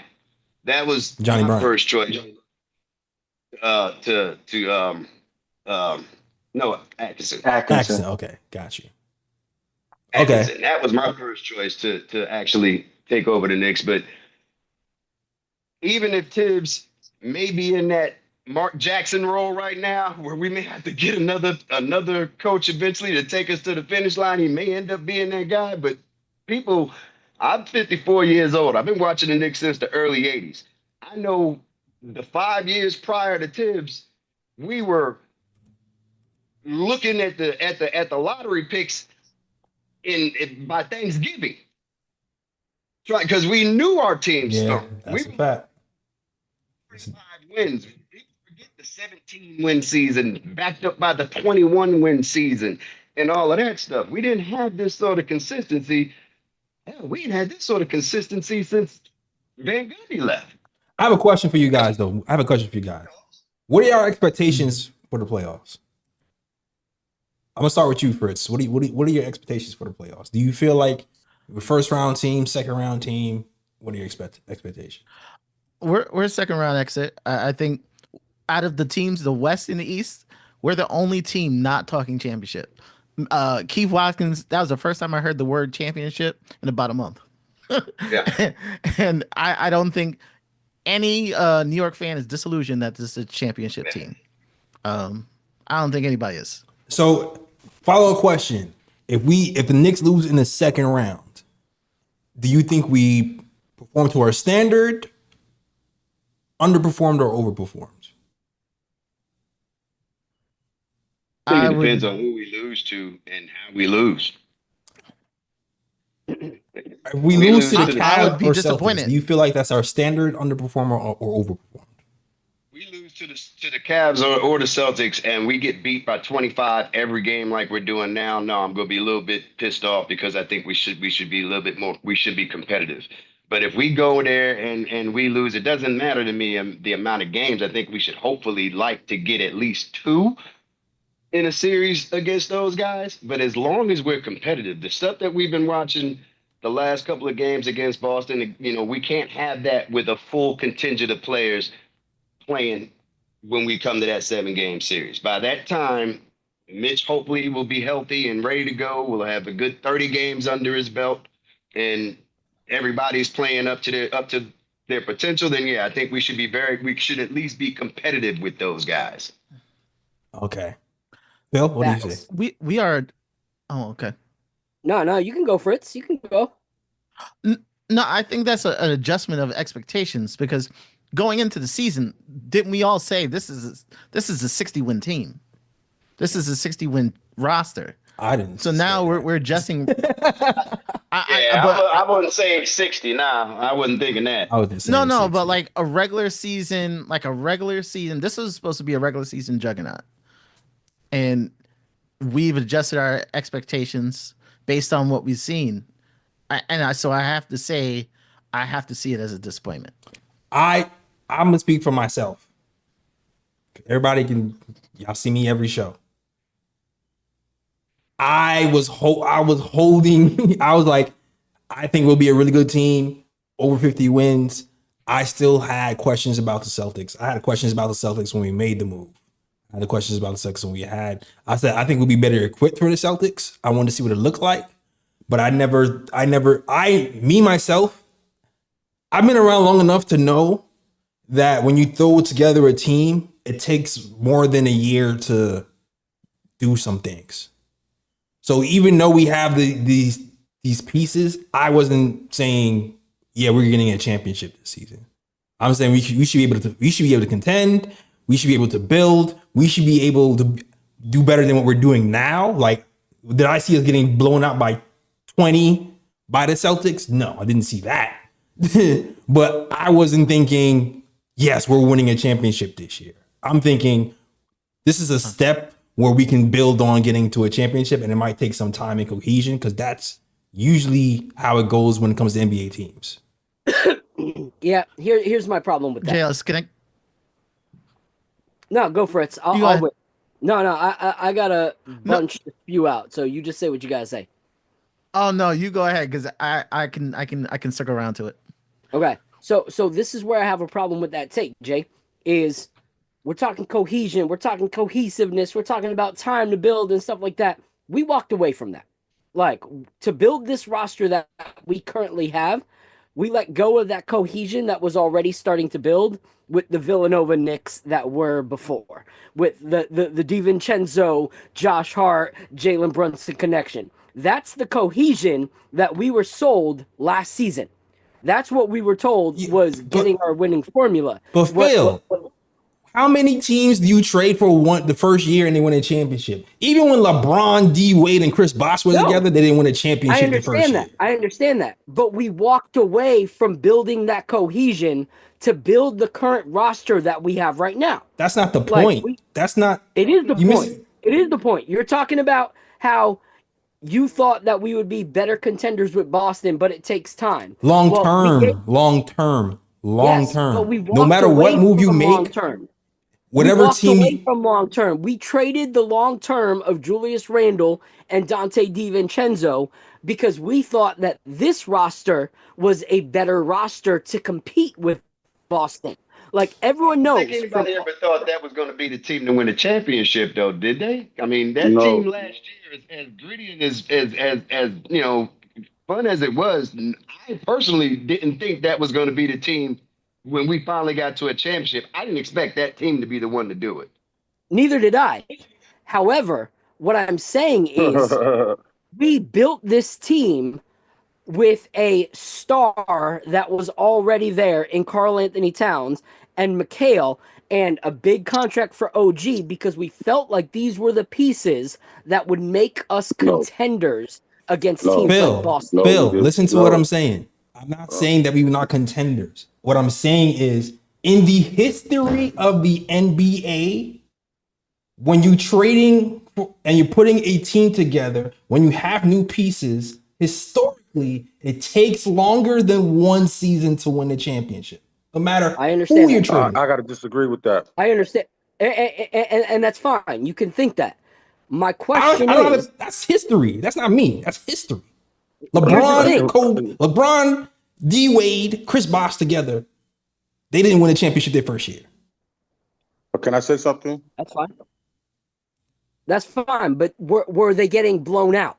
We are not contenders. But I also said that. I said I did not expect to be blown out by the Celtics. I said that. Okay, but it's not just the Celtics. We're getting blown out by the Celtics. We're getting our teeth kicked in by the Cavs. I'm agreeing with you. You're getting me. I'm agreeing with you. By OKC. I said that in my point.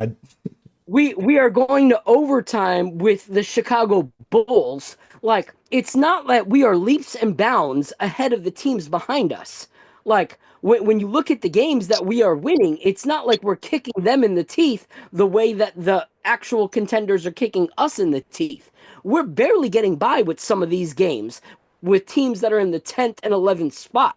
So for what we did in the off season, we are underperforming for sure in a lot of these games.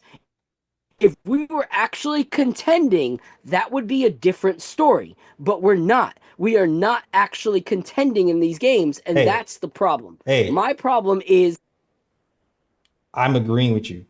I never said if you listen to this post game Timmy, you hear every post game. What was I saying in December when we were winning? What was I saying? Okay, yes, we're winning. I still don't like the defense. I have to see how we perform against better teams before I take ourselves seriously. I said that the entire December.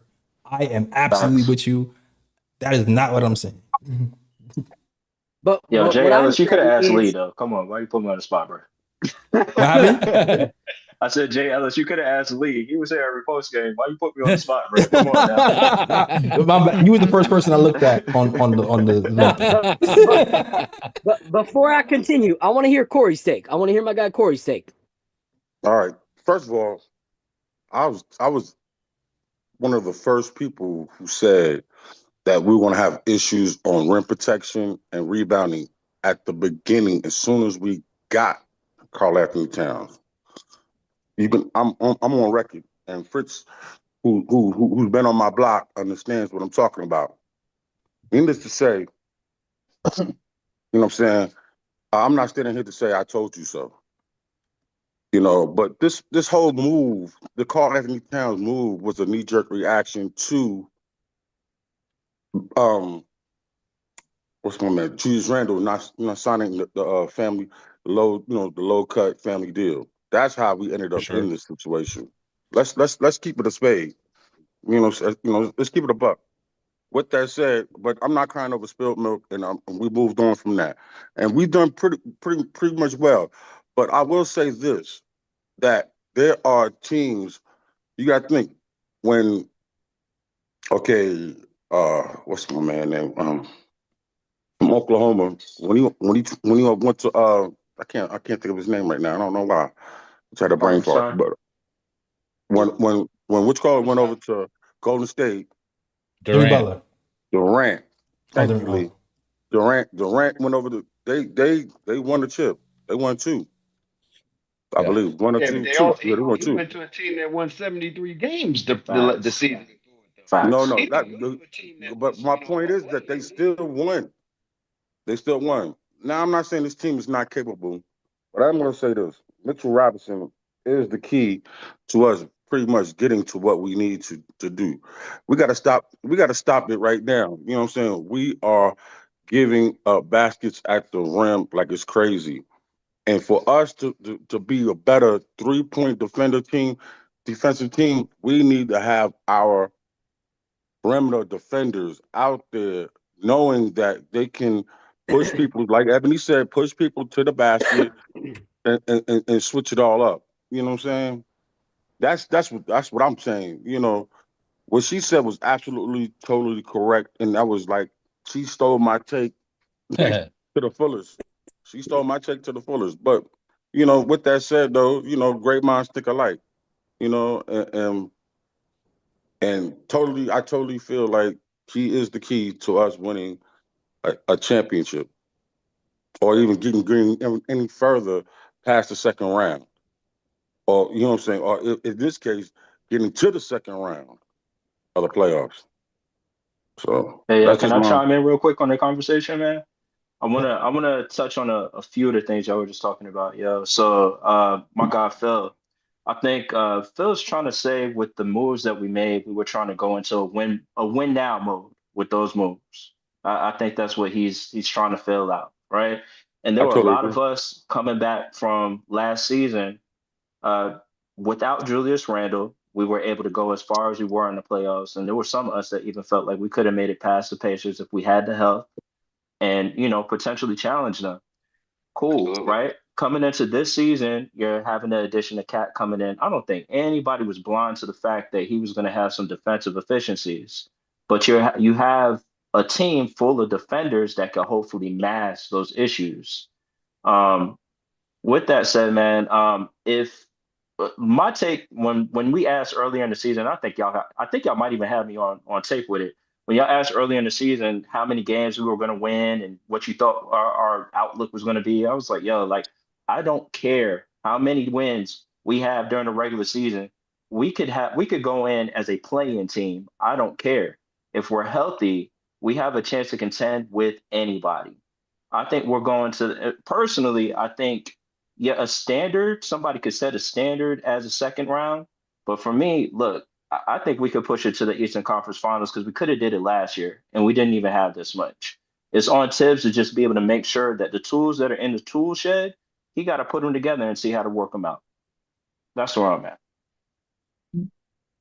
When it comes to a conversation about a head coach, I want to relay a couple of facts. This is not my personal opinion. This is historical, based within modernity. So we're talking about the last 20 years, right? The last 20 years of champions. Every single team that won a championship had an MVP winner. It's either the first or the second option, except for two. 2019 Toronto Raptors, there was no MVPs on that roster. As good as Kawhi Leonard is, top 75 all time, he was an MVP. The other team, last year's Boston Celtics, which had five guys who all could be considered an all-star.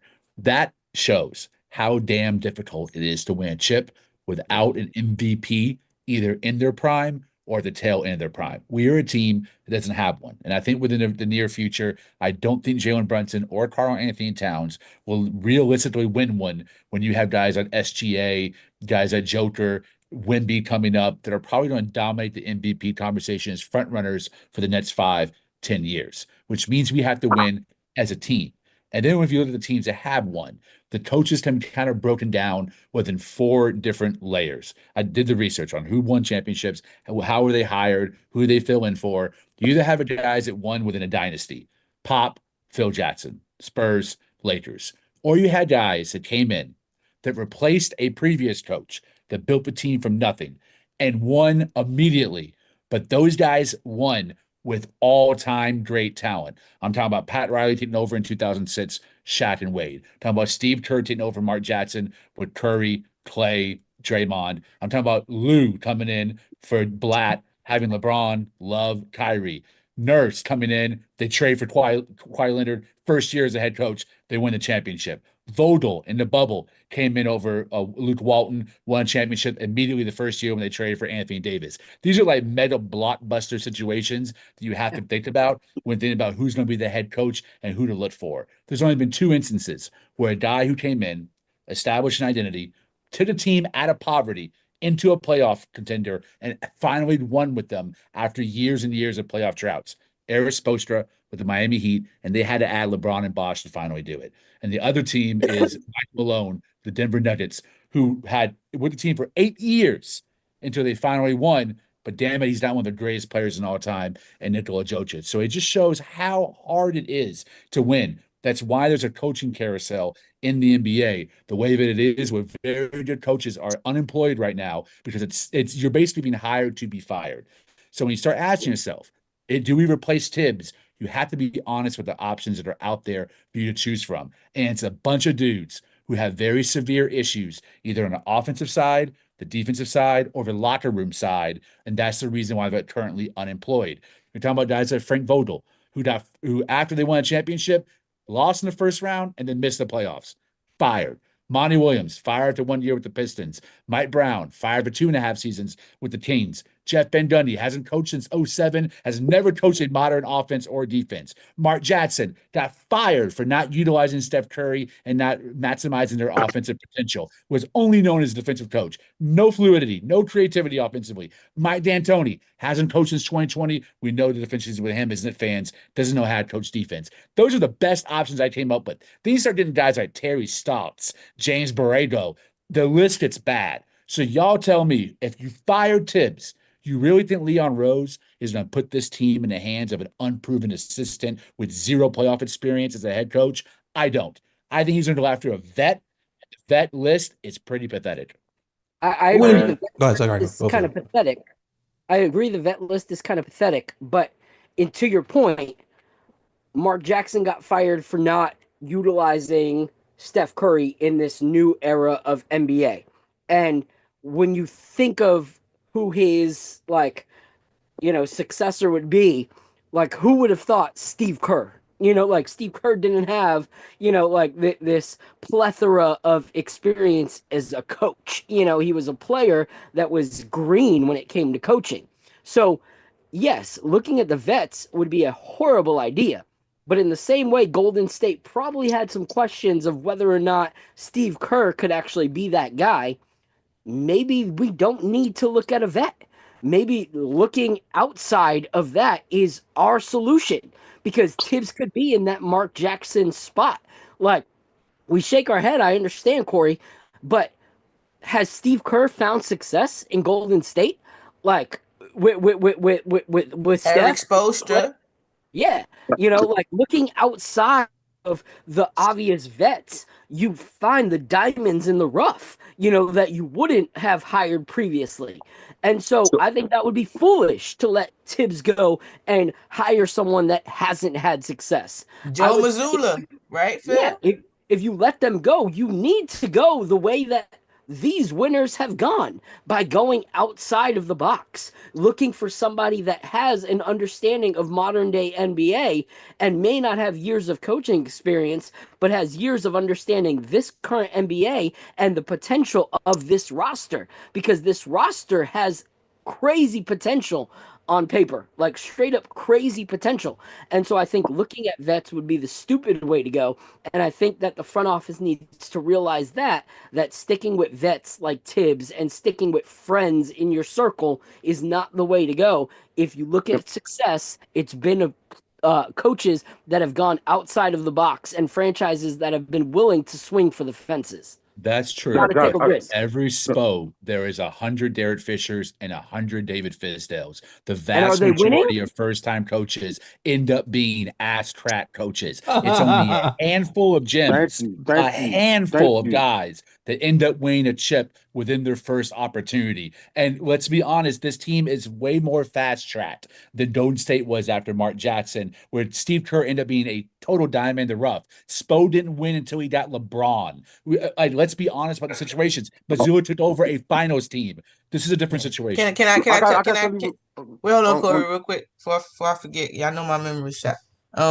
We talking about outdated stuff. I'm gonna give y'all some stats that pop out to me. Opponents' points in the paint, we're number 22. Oof. Opponents' 3-point percentage, we're number 30. Opponents' field goal percentage, we're number 25. That is the bottom of the league. Is some crazy. You're just giving us teams any and everything, and to be the bottom of the league in the 3-point percentage in the league full of 3-point shooters is crazy. We're not going. That right there is going to. That can't continue. That's not going to get us anywhere. This is literally a league where they tell you the mid range really don't mean much. So where you think they're going? To the 3-point, and they go into the paint, and look at those numbers. So that outdated coaches, they got, you have to adjust. Again, he said the game talked to us, but again, he stopped listening. Bam. Wow. Mic drop. Here's the thing, Lee. I understand that there's a bunch of these bum coaches, but look at the last, let's say, 12 years of winners. Are they coaches or not vet coaches that have won a majority of those championships?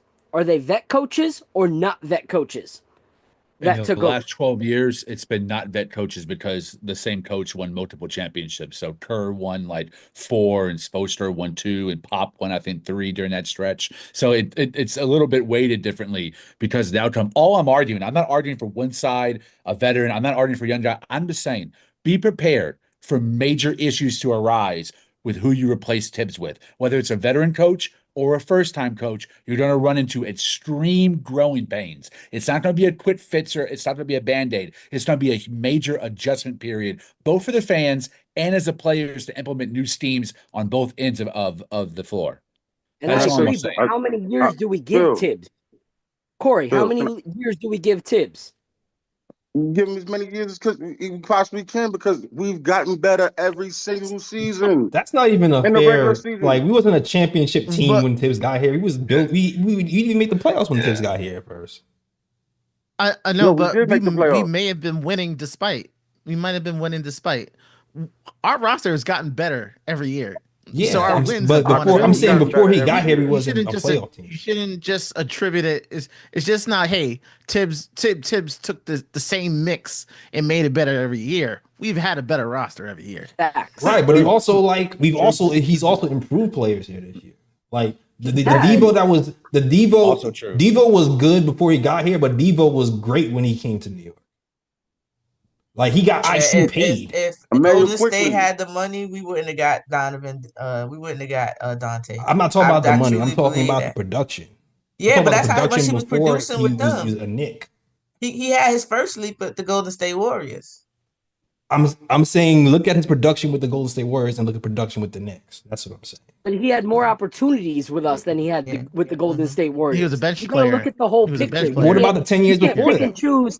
You can't pick and choose parts of the story. Like, he was playing behind Steph Curry and Klay Thompson at the time. Like, let's be real. Right, but what was he doing with the Timberwolves this year? Look at our roster right now. He was starting with the Timberwolves this year. Okay.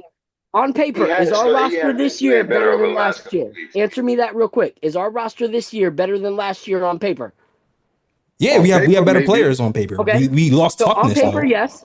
On paper, yes. Paper doesn't mean Were nothing. we getting blown out by the Boston Celtics and the Cleveland Cavaliers and OKC last year? What does that have to do with the point that I'm saying? It's apples and pears. You're talking about the reason to keep Thibs is the progression. Well, when I look at us getting our teeth kicked in this year, yet not last year, that doesn't sound like progression to me. That sounds we brought in the worst defensive center in the NBA and have them anchor our defense and then go, why is our defense bad?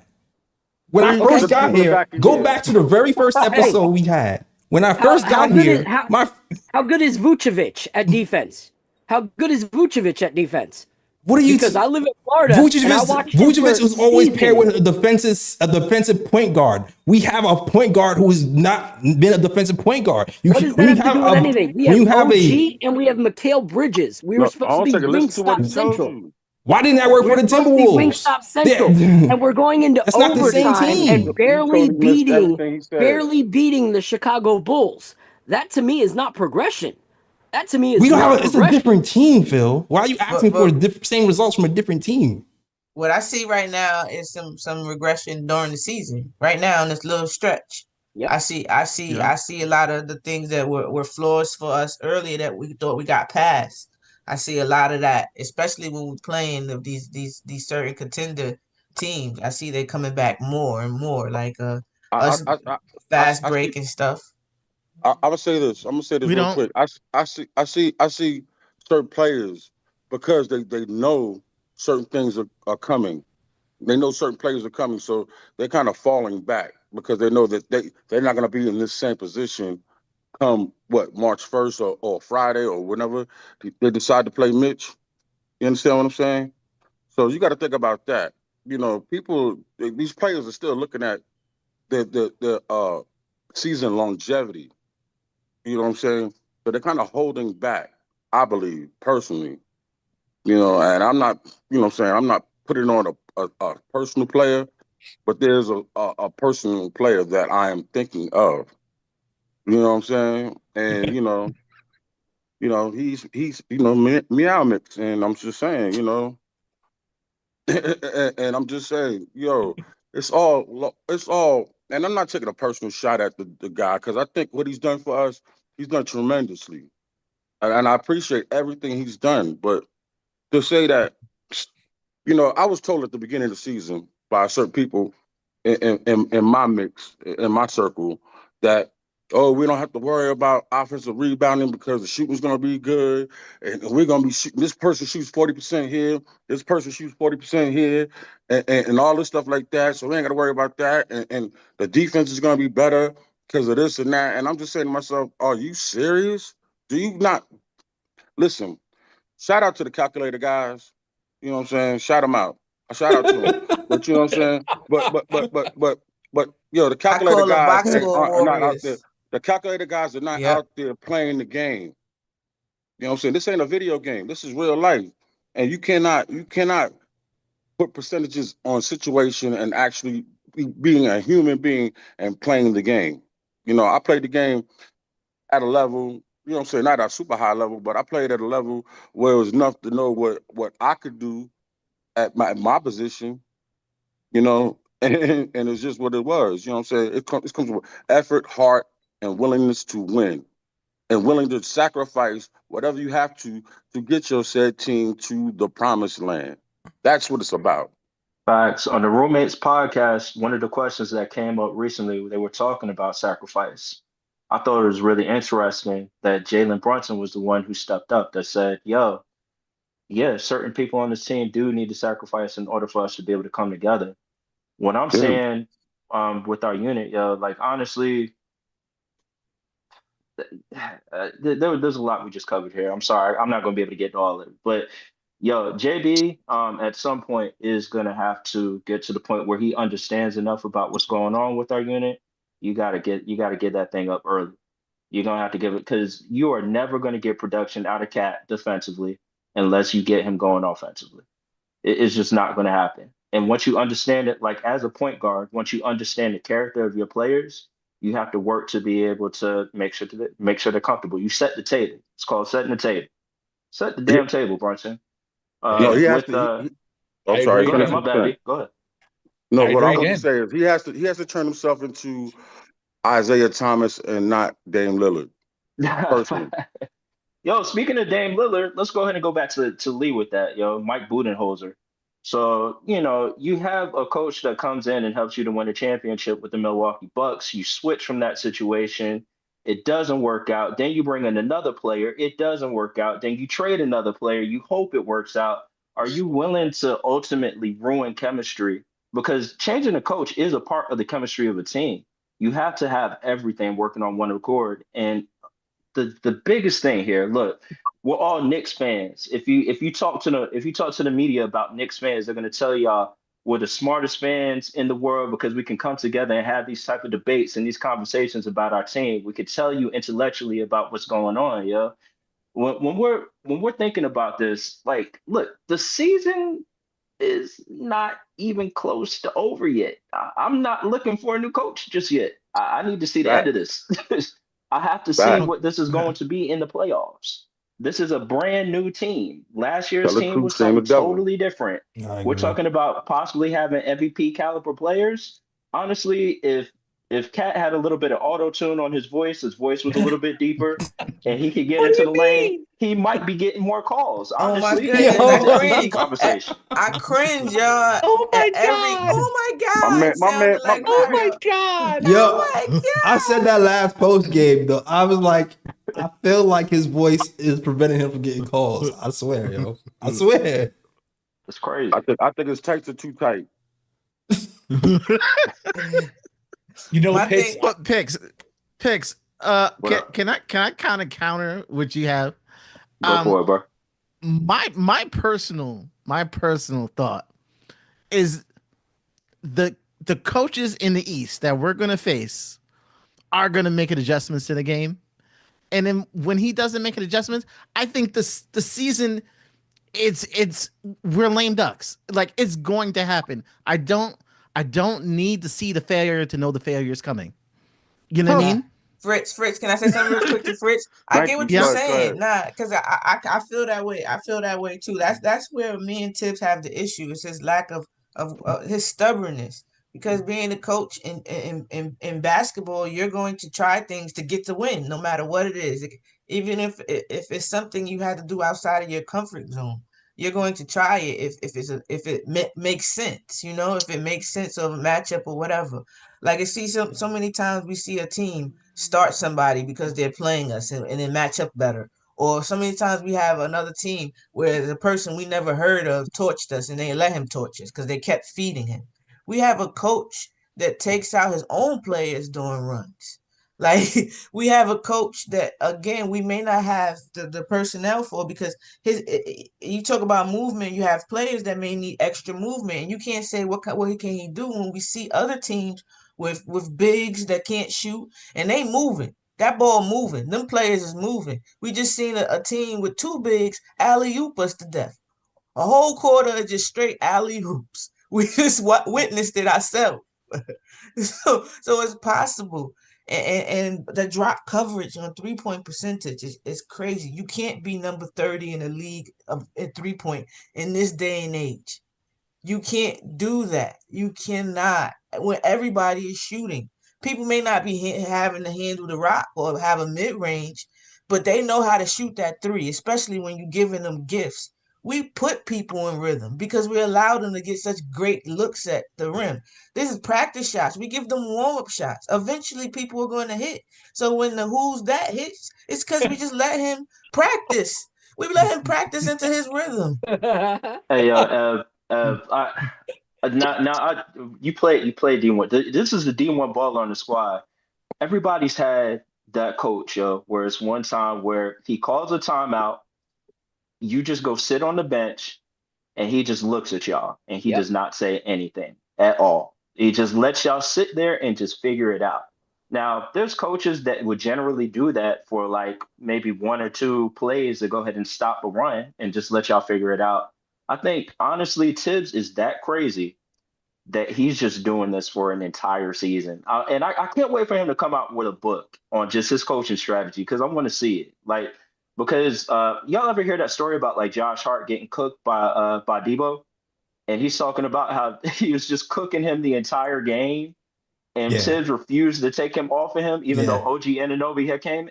Bro, I honestly think it's just a way for him to be able to throw them in the fire up front instead of waiting until playoffs where you have to make adjustments and you're not that way everybody's ready to just game. Let's go. Y'all figure it out. Y'all want to look OJT. stupid on ESPN I, or y'all want to figure it out? I'll be Figure it cool with out. that. I'll be cool with that if he incorporated like different people every once in a while. Because it was again, Sims is not here. I get it, but it just Oh in man. general, and pressures too, just in general matchups where you like, okay, why is so and so not on that person right now? Or why aren't we taking advantage of this situation? Anytime it's not a rim protector, to me, I think Cat going off for 70. Like that's my Facts. mindset. That's my mindset. So when it doesn't happen, it's like, what's going on? And again, that's another reason I have issue I have with Thibs. As a job, I get he cannot play, he cannot make shots. But again, using what your players are good at and making it easy for them, that is part of his job. That's your job. Yep. So when your offense is stagnant and I guarantee you have a system, but you have a player that's really good at something, wouldn't you want to take advantage of that? I Yeah. have Cat who can't play defense, slide his feet, never knew how to block a shot, never even saw a shot come in the paint that he thought he could shoot. I'm gonna let a few come at him during the regular season. I'm gonna just let a few come at him so he can get used to that But situation. there's a difference between letting a few come at him and it being the story that defines the New York Knicks right now. Would You you know, say like, that there was never a That's point this season, Phil, where you saw any improvement from Cat defensively starting from game thank one to you. current day? I I think it's did. a honeymoon. It was a honeymoon phase because I remember saying that yep, we still need a rim protector, but people were content with what yep. Cat was doing. But I again, don't know who made the point, I but was never content with in that. those games where you saw where you're like, yo, Cat is making like some steps when it comes to defense, it was because he was having those high efficiency, like star-studded offensive games. I don't know which one of y'all on the That panel was made that Timmy. point that in order to get that, you need to feed him the offensive beast, and then you'll see some of the defensive come out. My problem is, when you're talking about Tibbs wants them to kind of like let it continue to happen, and hopefully by the playoffs they'll learn that that's not the kind of coaching I want. Like, I want, if you see that continuing to happen, like, and it's going to cost us a game, you need to do something about that because you're the coach. You're allowing it to cost us those games. You're allowing us to, that player is obviously not learning the lesson the way that you think that they should learn it. I'm not hoping that they learn it by playoffs. I want to make sure that they know it by the playoffs. So I'm going to actually coach them out of it. Like, here's my thing is, yes, I believe Mitch, like Corey said, and Ebony said so eloquently, a lot of the things that we are missing will be found in Mitchell Robinson. However, as a coach, if you are going into March and you still do not have that person that meets those efficient like deficiencies that you have, you can't just keep coasting. You have to coach differently in the absence of that player to make sure that in that interim we are still succeeding as a team. Because at the end of the day, I'm not basing my whole season on a player that was supposed to come back in February who's making 14 mil when I'm paying all these players an astronomical amount of money that are available all season.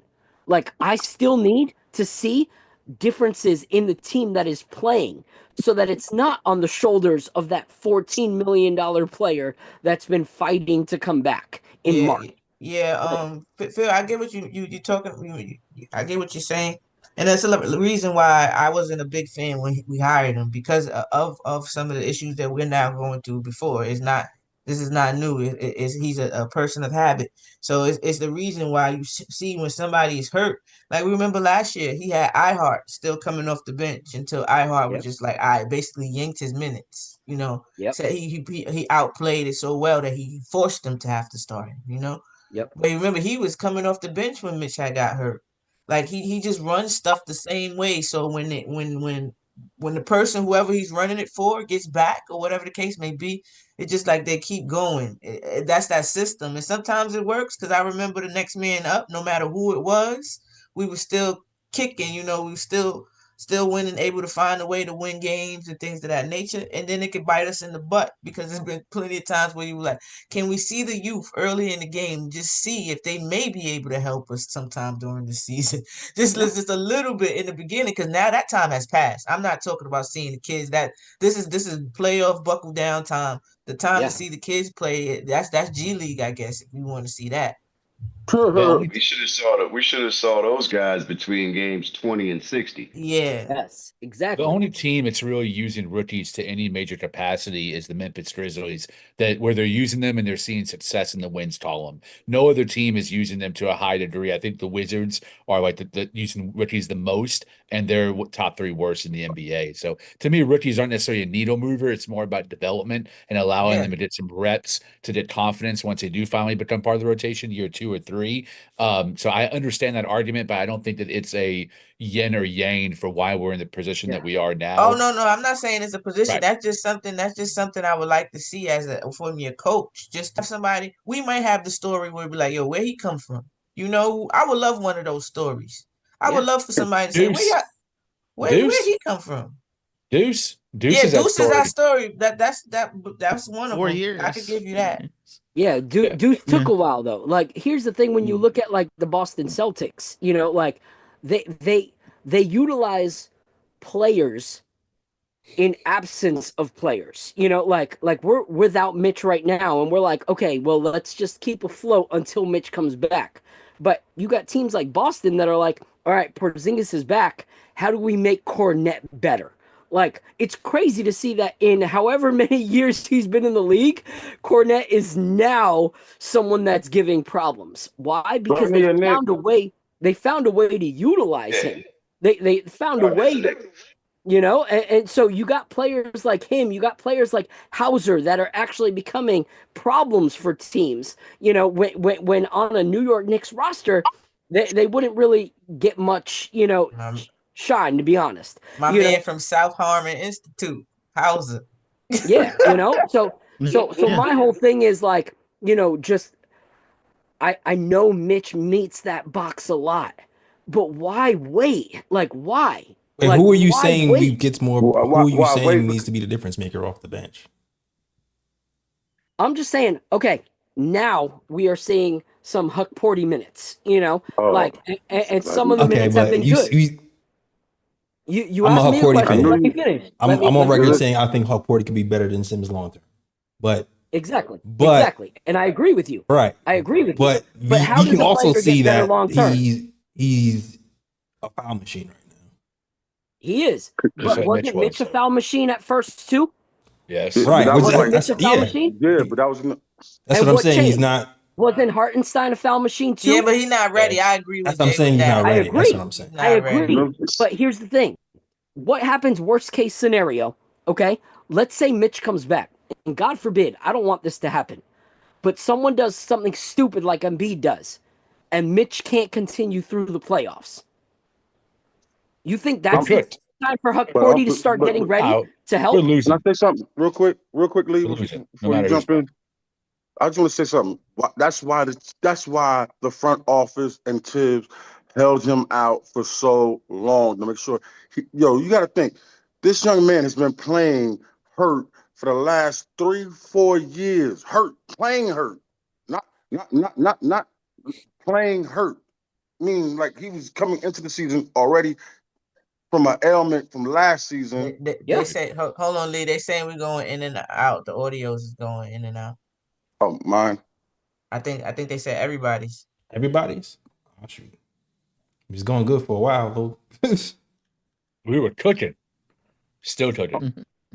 Oh, I ain't finished cooking, bro. Believe me, I got some stuff. The fish still frying in the grease. Unload the clip. Oh man, Corey Lee had a fish fry. And my man Keith Walker, it's nice to see my Atlanta brother out here. Yeah, good to see you. Yeah. Sir. I mean, continue. I don't see anybody saying the audio is bad, but just continue. What I'm saying though is, we're gonna wrap it up too. We wrap it up in like 10 minutes. We've been here for a while. First of all, they had them balloon. For you guys though, we're gonna do this round table thing. We used to do Fan Fridays where we invite people to come in for the post game and talk with us afterwards. So we'll do that versus the Grizzlies game as well. Fan Fridays. So Fan Fridays, it'll be an open forum for you guys who want to come in and chat with us about the game. So yeah, but continue. Like I was saying though, you got to think they had this man. He's probably 220 when he came into the league. 220, if that 215. They had him blow up to like 260, 270 on it, and that's for the wear and tear on his body. So you got to think every year with him putting on more weight, putting on more muscle. You know what I'm saying? That pretty much just broke him down to where he was. So every year he didn't have a chance to really truly recover. So now this is the year that they was like, all right, well, cool. If we can't get rid of him, we can't trade him. You know what I'm saying? We're gonna keep him because that's really Tibbs' guy. Out of all the kids that we had from the beginning, that's Tibbs' guy. Yeah. All right. And the thing of it all is now they had him slim down, lose some weight, and now he's gonna be the Mitch that we had in the beginning. The one who I could say, I'm not gonna say he's gonna recover and cover and play the perimeter and block shots like he used to. But I'm saying like this, he's going to be more agile, more quick on his feet, and he's going to be able to go out there and do what he's been doing best. What the thing that we all fell in love with him. You know what I'm saying? That's why I gave him the name The Butcher. I think There's a He got reason. scared or something. I think he may have had a little setback or something like that. Because if you remember, all off season, the timeline was December. That's all we heard all off season. November. Actually, it was November. November. Yep. Yeah, and then it came right around when the training camp started. They were saying a Christmas, maybe you see him on Christmas Day against Wemby, and that was the talk for a little bit. And then it just got quiet. And I think something happened to where maybe he had maybe not a setback per se, but he maybe didn't hit the next progression that they were expecting him to meet. And somebody in the new doctor's office, because we got a whole new training staff. Yep. I think at some point, Thank you, Jesus, because he's the reason why we got a whole new training staff. yeah, I'm saying one of the trainers or somebody in the higher ups, maybe it was Leon or maybe it was Thibs, but somebody said, okay, look, slow it down. We're doing fine, especially since our record wasn't, if we were sitting at 500 or a game and a half, 2 games under 500 every, all this time, Mitch may have already made that comeback.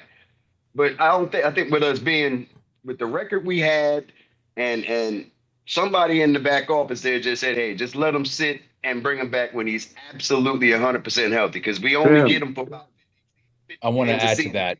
We got Casey Smith from the Dallas Mavericks over the summer, and Casey Smith was with the Mavs for about 20 years. And I'm based in Dallas. I watched every Mavs game. And Casey Smith's philosophy, and Dirk Nowitzki talked about this in his autobiography, is he always prioritized sitting out longer so that you don't re-aggravate the injury.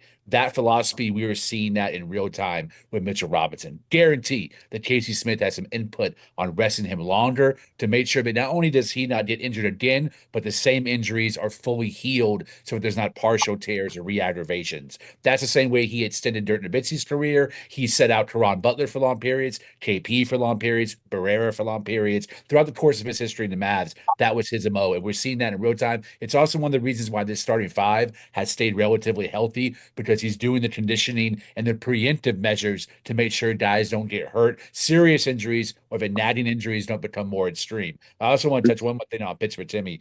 You and I's disagreement really started on me saying fire Thibs a couple of years ago. Just so you know, Pitts, this season I have not been fired Thibs, and I remain by that because I've seen Thibs evolve in the playoffs. True.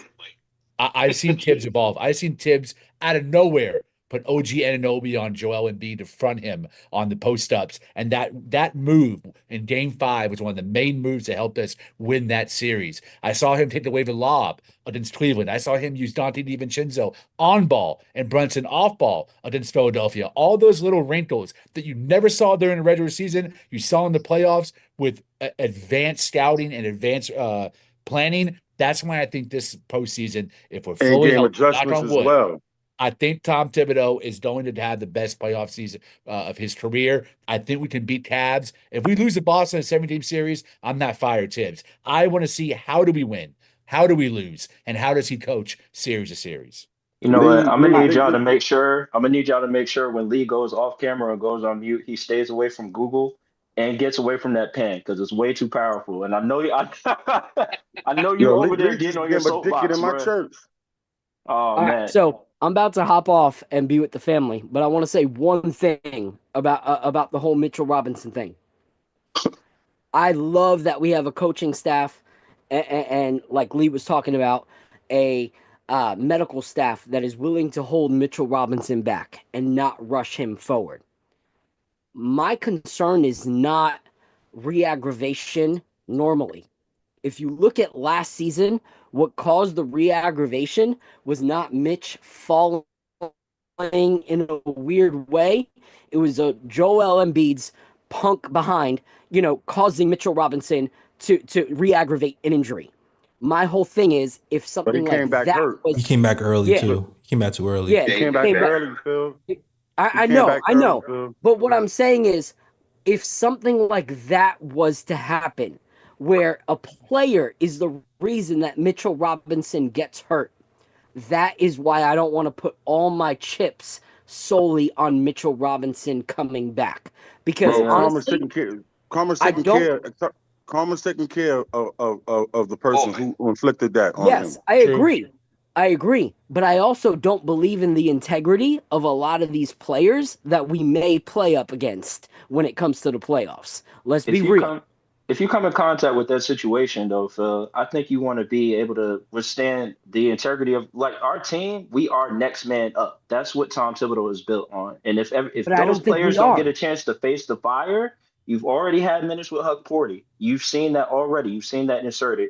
You've already had minutes with Precious Achua at the five, and you've had the opportunity to see how Cat is able to defend at the five. So you know what's going to happen when you get to the playoffs if you're put in that situation. There's no way That to have a next man that's up why the Atlanta situation game if was you so don't put them in important. the fire. I'm I sorry. think we've seen a washed Yeah. down version of next man up, if I'm honest. Like Wow. I don't think we've really seen a full on next man up believing in the next man up. You got to build it. It has to be Preparing built.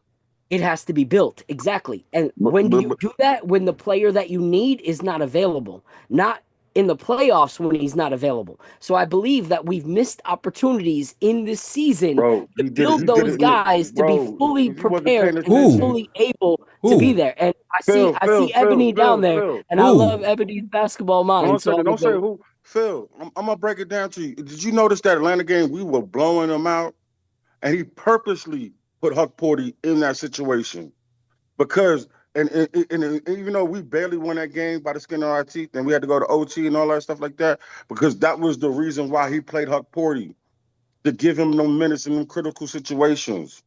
Nah, You understand what I'm saying? I agree with Phil because it's like on the two extremes because it's been times where during the games where we were like, why are these guys still in? Or if they're not doing anything, you like at this moment just put the bench in and you're okay. And some teams really do that. If your team is just not playing and you're not gonna keep allowing them to play in your face, and most coaches they're gonna do something about it. Um, I saw that again. I wish we had more of that, especially when it is a shorter lineup and we were missing people in spots.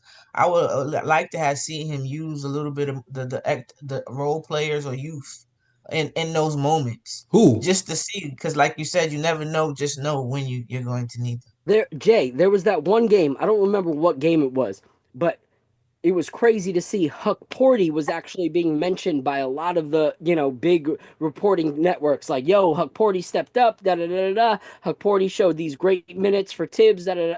The next game, we didn't see Huck Porty till later on in the game, and he only had very sparingly few minutes. For me, if your player performs in excellence in one game and you're trying to prepare him to be that supporting cast just in case for the playoffs, I'm going to put him right back in if he exceeded expectations in that previous game. I'm not That's going not to how Deuce wait. was built.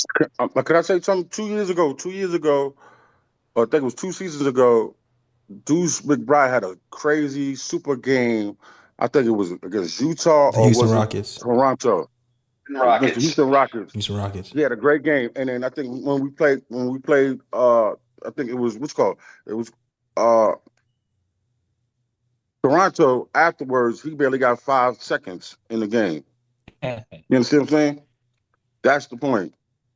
That's the point. You know what I'm saying? Trust the That's the way process. Thibs operates. Phil. And I think that sucks. Deuce was You know, I think Hey, that sucks. That's why I say okay. move on from Thibs. Well, listen. When you have the opportunity to be a head coach and you have carte I- blanche, I'm gonna let you guys with Keith afterwards. When you're the head coach and you have carte blanche at controlling your team, then I think you should be allowed and have the latitude, because this man has more basketball experience in his pinky finger than we have amongst ourselves That's together. true, but him and I have the same amount of championships. Deuce was dropping No, more he does have 40-point one. games in the G He does League have than one now. anybody that season. You know what's And funny? remember, I think it was a depends on the tuck-in. team. I think it depends on the matchup, because what I realized that what Thibs does is when it comes to like the big teams, the Celtics, the OKCs, you will not see the young guys in those games. I think he's actually using those games for the players, for the players to learn. But you'll see those guys versus like the lower tier teams. Yeah. But sure. here's the difference with what Corey Lee's saying. With Miles McBride having that great game, we still had point guards that were efficient and better than Miles McBride, regardless of his good game. If we were talking about Porty had a great game, he should have started over Mitchell Robinson, that's a different conversation. But we're saying all the same things, that Karl Anthony Towns is not a efficient starting center, and we're saying Porty had this great game. So who the hell is he competing for those starting minutes or those bigger minutes from? He's not competing. It's about He's not competing with anyone like Miles McBride. There's a difference. Can I say this real quick to you, Phil? Because this is, and I love me and you going back and forth about stuff. Me and you, boy, we have fun talking, going back and forth. What I'm trying to say to you, my man, is it's about confidence building. These are young players. Do you know how? If he puts them out there, because he's been coaching for years. If he puts them out there, and these cats get their confidence destroyed, do you know what this means for our team or for them in their career?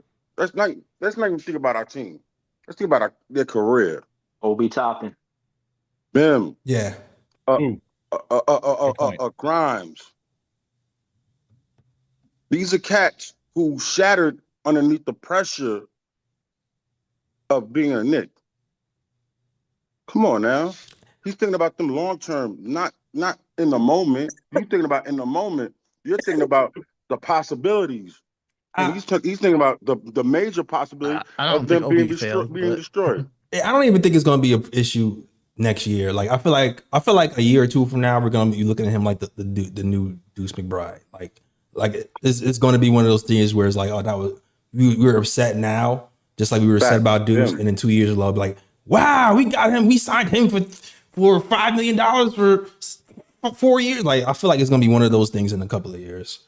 I just think that's crazy to say that I'm not thinking long term when I'm thinking of the one position that we've had a player that's been injured. I mean, we also have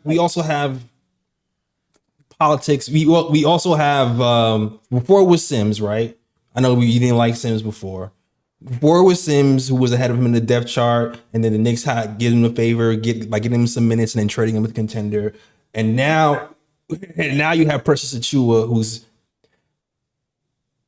a big, but like we have contractual. You're not gonna sign Precious Achiuwa to $9 million and then have him play behind Porty or bench Josh Hart for Porty. You know what I'm saying? So it's like yes, I wanted to see him play more. He's played some minutes where he's fouled out. He's shown potential, but he's also played minutes where he looked really good.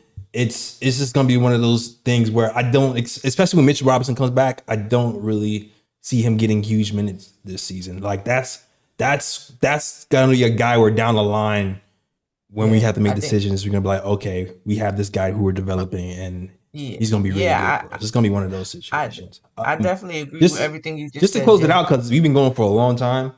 Mm-hmm. Closing statements. Oh, can I go before I forget my tips? Closing statements. Ladies first. I'm gonna hurry up and go. I know what I'm saying. Try to keep it short. With Tibbs again, I'm not here to say fire him now because the two coaches and people ask who would you want. The two coaches that I had wanted or had in mind are on the same team right now, and they have the number one team in the league. So when you talk about who I would replace, I really don't have a name right now, but I just would like somebody who, again, with Tibbs, if he can just adjust better, if he can stop being so stubborn and uh when things are not working, stop going to it. If he can do these things and implement getting his players, making it easier for his players and getting and maybe meshing his style with theirs, I'll be okay. I think his scheme will look a lot differently with Mitch. I think it looks off because his career wise, he's always had a rim protecting big. So his scheme may look like maybe you're a fraud. I questioned last post game most prepared coach, and got that made me look at the other coaches they were played for. I had said that. So I'm gonna give him the benefit of the doubt. So again, playoffs is very important. I put a lot of things on playoffs. That shows me what you about, the player and coach. That's to me, regular season is just a long practice. Is where you iron out the kinks, where you trying to get into your postseason form. Cool. All right, So Timmy, go so ahead. yeah, that's my closing thoughts. Oh, word. I didn't get a chance to get to the pen, but let's just freestyle it. Rap City, the basement, right? Yeah, yo, Ev. Most of the times that we've been on KOT talking about a freestyle coming out from Tibbs, yo, I promise you, it was the very last quarter of the season. That's when it starts. All right. So I want you to put a pin on that. All right. We're gonna have Ev come back for the Rap City, the basement episodes, the last 20 games of the season, yeah.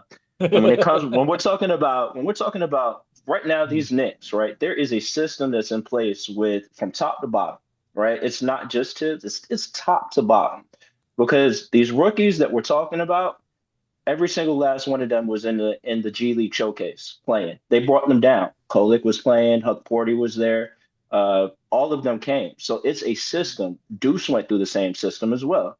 So that first year, there's no pressure on them to come out and immediately perform. And if they have to come out, then they have an opportunity to at least see something before they've gotten there. And I think like as long as we, continue to go ahead and show the effort in these games to just not completely get our ass whooped, I'm fine until we make it to the playoffs. Once we get to the playoffs, my personal expectation, y'all, I think we're going ECF. I've been saying that since the very first part of the year. I know that seems like nonsense right now, but that's where I'm at. I'm out the window. And yeah, that's what I got, man. Salute to my op, Lee Escobedo. Glad to see you in person, my brother. Um, Yeah. That's it, yeah. Yeah, and Phil, I was gonna have you go next because I know you had to go. My bad, but I don't know if you still. Yeah, no, you good. You good. I'll wrap up by saying this. At the end of the day, I'm not basing it off of performance in the playoffs. Like, I give mad respect to Thibodeau for getting us to where we're at. If you look at, my content 2 years ago, I wanted Thibodeau fired immediately. And last season started to really appreciate the fact that an old dog was willing to learn new tricks. But for me, as someone who runs a business, I also see when I have employees that there's certain things that they can rise to the occasion for, and certain things that are just past their potential, like just because of how they're wired. And for me, that's where Tom Thibodeau is right now. He's at the point of where he can be. He can prove me wrong. He definitely can. Like, if we make it to the Eastern Conference Finals and we're going down to the wire of Game 7, all right, maybe I'm wrong. But looking at the Tom Thibodeau product that I have seen thus far, even with believing in Mitchell Robinson and him coming back, I don't believe Mitchell Robinson is the deficit of 30 something points that we've faced in some of these games. Like, that's a lot to put on one player. And so for me, looking at our roster and looking at where this team is going, I do not believe Tom Thibodeau is the future of this organization. And so for me, unless I eat my words and we're competing in the Eastern Conference Finals to a Game 7 down to the wire, I believe that we need to move on and find what's next in the organization and promote him to the front office, because his desire to win and his desire to, improve this organization is there. And I believe that that should be honored with a position in our front office. But I feel like to make it to a championship, we are going to need to make a move. And so for me, losing to 30, down 20 to these top elite teams doesn't say, hey, let's keep this coach for the long run. So if that's what we're looking for in the playoffs, then to me, it should be writing on the wall that we got to move on. But I'm thankful for what he's done. I'm thankful for, the improvements that he's been willing to make, because I know, as someone who is older, that sometimes changing is hard. So I thank him for the fact that he's done that from the last few years, and I salute him for that. But I don't think that he's able to change enough to get us to where we need to go, to be able to win a championship and multiple championships. So for me, I'd like to say farewell to Tom Thibodeau at the end of the season and move on. But obviously, I don't have any say in that, but that's my personal opinion. I'm looking for Mitch coming back, and I'm hoping that we are able to make a deep push in the playoffs and make it to that position. But to me, I would not put all my chips on one player. I feel like that's unfair to Mitchell Robinson's return. So that's my thoughts on the rest of the season. I appreciate you all. I'm going to get out of here. I told my wife I'd be done by 10, so I feel really bad. So thank you guys so much. Appreciate you all. All right, Love yo. you My guys. brother God Phil. bless. I'm Shout out. gonna Had come fun check arguing you with you out today, on Phil. Thursday. All right, Love it, appreciate Phil. you guys. All right. Let's go, Corey. What you got? Okay. Number one, I want to say the seven-way boys are in the building. That's All shout right, out to all my right. brother Bully.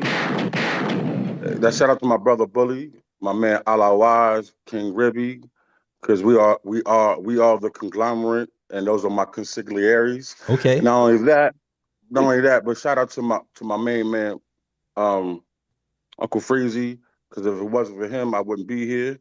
Real talk. Shout out to Freezy. And thank you. Number one, Fritz. How do you feel? Me being on your block this time. You know what I'm saying? Because you always popping up on my block. That's one. But also too, thank you to Jay Ellis. I've been an admirer of you for years. You know what I'm saying? I've watched you all the way from KFT to where you at now. And I remember you telling the story that you started this in your garage. So that's dope. You know what I'm saying? And I watch you appreciate now. that.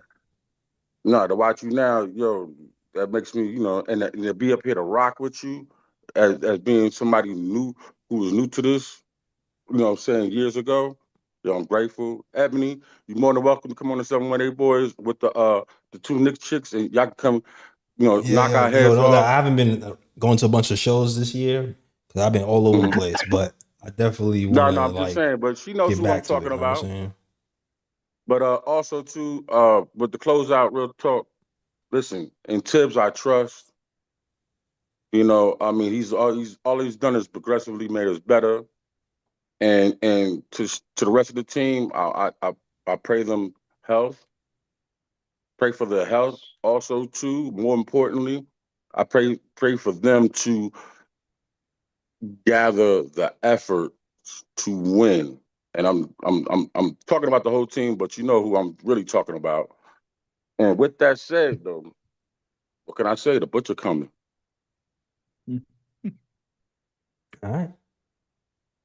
Is wrap it up there. I feel it. I feel it. All right, Keith Watkins, man. Thank you for having me on. I appreciate it. I've been listening for probably 3 years now. I've loved the way your show has grown. Uh, I'm always in the chat, but I don't. I think I may have called maybe 3 or 4 times. This is the first time I've ever done the video chat thing, so I appreciate y'all. Yeah, man. No doubt. Um, Yo, and the stuff I had to go through for this, bro, you don't understand, but it's cool. uh,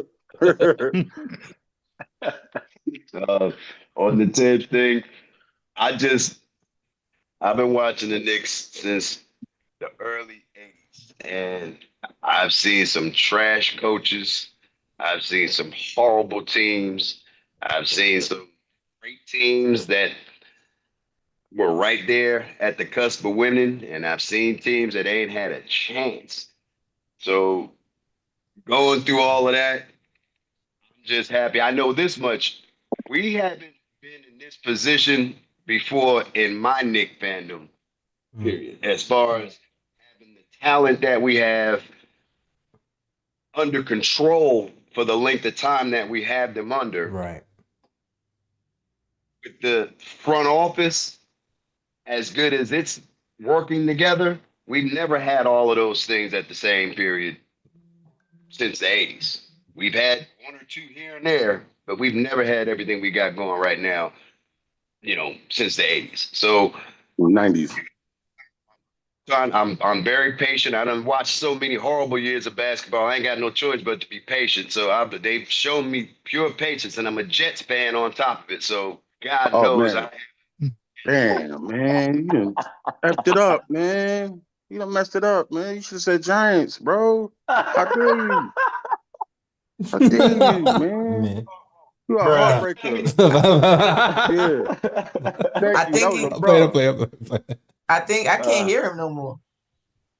Let him go. I said I've tried to quit the Jets a million times. I can't. Trust me. Bro, just walk on the other side of the stadium. I'm a true fan. I feel you. Bro, man, I thought we go to Knicks games together in Atlanta. You know what I'm saying? I pay your way and stuff like that. But now you said you got that green and white. Oh my God. Yeah, man. If I was in my cave right now, that's what my man cave is. All Jet stuff. So. Oh man. On that note, Fritz, what you got to... Yeah, so I'll tell you a story. If we ever get together, I'm gonna tell you a story about me and the Jets and why I don't rock with the Jets. And they go back to when they were the Titans. Oh man, you going through history now. All right. Yeah, that includes my dad. That's why. I was about to say that don't look like your generation though, bro. You and I look about the same age. You can't be. No, man. No, quick. My dad tried out for the Titans. Okay. Should have made the team. They didn't want to offer him a full contract. That's what it was. I do understand. I feel you. It's up for life. I feel you for that. I feel you. Yeah, it's on site for life. Yeah, all for life for that. I feel you on that, yo. My dad a contract, damn it. All right. All right, yo, go ahead, Fritz. What's your closing thoughts, man? Yeah, I don't think you guys can look at me and say I'm a Thibs hater. I'm just concerned. I think he has his ways about him. I think right now, just seeing what we've seen, I just hope Leon compliments him and compliments him not by just telling him he's doing a good job, by when it comes to player safety, stuff like that, you may have to step in. And I that's my big concern is player safety, more than the play calling, because I think good players can overcome bad play calling. I think we have veterans; they can rise to the occasion. They're gonna make things happen. Just when it comes to like players hurt on the court, you have to show some common sense. And if the coach doesn't show common sense, you as the president, that's for you to step in. Okay. All right, my man, Latin Assassin. But looking forward. Oh, you was my bad. I thought you was. I'm all right. Well, y'all know where I stand. I think I'm judging everything based on the quality of the playoff performance, the quality of the adjustments and coaching from Tom Thibodeau. I think he is the most important factor going into these playoffs. He's going to be up against a very good crop of coaches. I think if we end up playing the Pistons in the first round, that could be a very competitive series. It's a series, though, I think we should win. So I'm going to reserve my judgment to fire or extend Tom Thibodeau based on this playoff performance. I think he's going to be what I hope he is, which is an Eastern Conference Finals at minimum. I'm being optimistic about this because I've seen him adjust on the fly before when it comes to the postseason. It's very, very difficult to win a championship, especially when you don't have someone who's won an MVP. As I told y'all, in the last 20 champions, only 2 teams have won without an MVP on the roster. And one of those teams had a top 75 all time and Kawhi Leonard. So we basically have to be like the Boston Celtics. And either Thibs is our Udota or we need to go find a Missoula. I'm not really sure where we are yet, but I hope that he's our Udota and he's able to lead us to the promised land because he is the resume and the tenure is there. He just needs to have that championship that he coached as a head coach on the roster. But to finalize it, it's great seeing the KOT family all together. This is a great representation of everything J. Ellis has built, having all these different personalities and also opportunities for guys like Keith Watkins, my main man Corey Lee, of course, Pitts for Timmy, my op, but also my buddy, to all be up here and to say our piece. I thought Phil did a phenomenal job taking on all the the different haters Yeah, shout out and to Phil, attackers. man. He The stood his negative ground. He was an negative excellent aspect. debater. Phil is a beast, Yeah, man. I actually love Phil is a beast. Phil is an absolute as beast. fun I as love this him. I love was, him I to Even think in disagreement. Yo. as fun as Can I this say was, it something was to you most real quick? impressive to see the whole family here together and to see everything that JLS has built in a single episode. I think this is the most impressive thing that I'm walking away with is just mad props to JLS for building a dynasty here with KOT. I love you, bro. All right, Hey, Dynasty. yo, and I appreciate you not wearing that cat dropper hat. What'd you say? You remember I showed you that shout out years ago, a year ago. I remember that, bro. You talking about the skull cap without the brand? Yeah. Yeah. It was all bent up. Like you look at New York City cabbie, yo. You know me, bro. I'm always gonna wear something wild. That's a Yeah, fact. that's Can I all say right. something to Lee real quick? No hoop earrings Hey, today, but Lee. he got it tamed.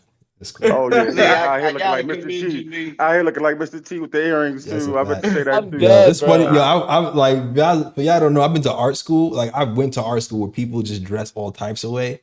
So it's like when I see Lee, I'm so desensitized. Like, it doesn't even like register Yo, that. now and you in the great city of New York. Exactly. So I mean, like, I went to LaGuardia High School. So people would come I in already with know. paint on their I'm fingernails. twins, I already They know. come in twirling in the hallways. They come in like black dudes had mohawks before mohawks were popular. Like they was went like to they was school wearing with that Julius joint. Like Randle? so, I saw all sorts of stuff. So I see Lee. I'm like, oh, what's up, Lee? It's like bad normal to me. It's like it doesn't even faze me. That's Much what's love, up, man. though, Lee. That's what you build yourself, yo. I Oh, hell appreciate yeah. you. All day, every day. Yeah, man. Yo, shout out to Lee. Yeah, everybody. Oh Jay, man. you said Lee did a you went to complete school with 180 somebody from last twirling. season.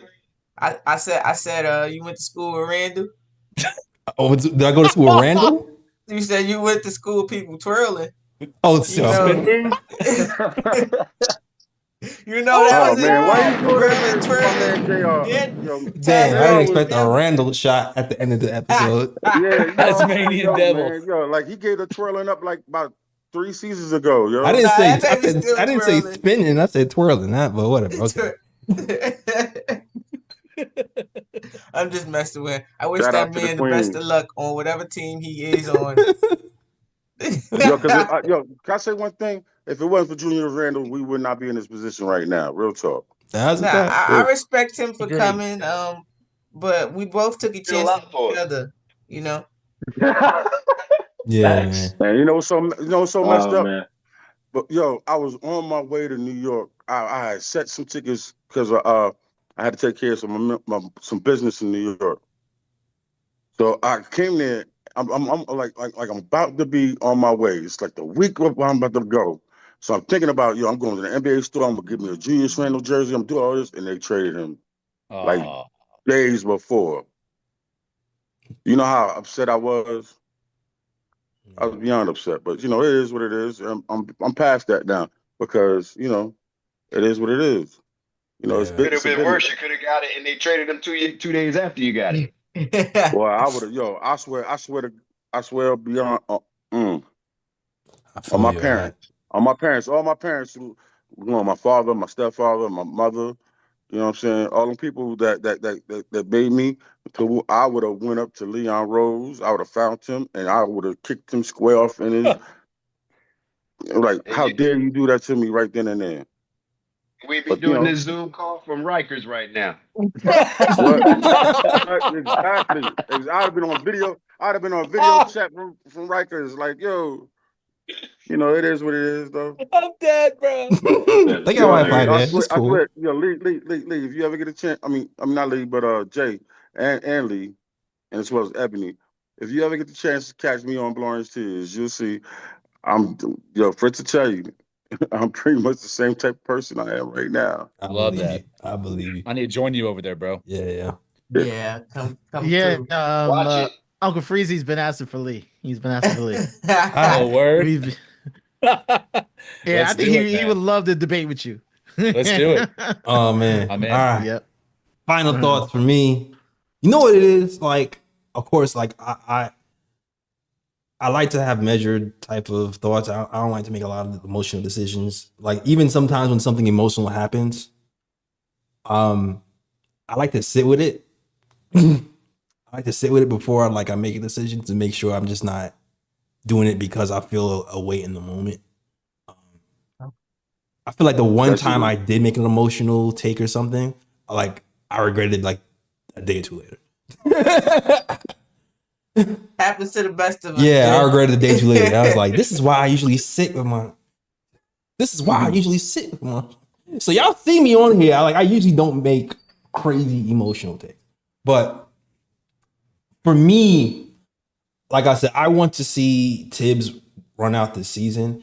Like, to be honest with you, I really want to give Thibs 2 seasons. If I really be honest, just because I want to see, because Cat got here right before the season started, had no training camp, no nothing. I would like the opportunity to see Cat, Mitch, OG, McCall all have a training camp together, all have a year under their belt, and see what this team is next season. Like, that's what I really want to see before I really go, is Thibs the guy or not, even with all his flaws and all this other stuff.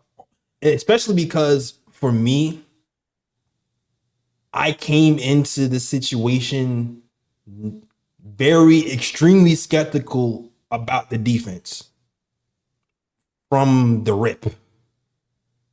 Even my first Twitter post was, Jalen Brunson and Karl Anthony Towns pick and roll is going to be phenomenal.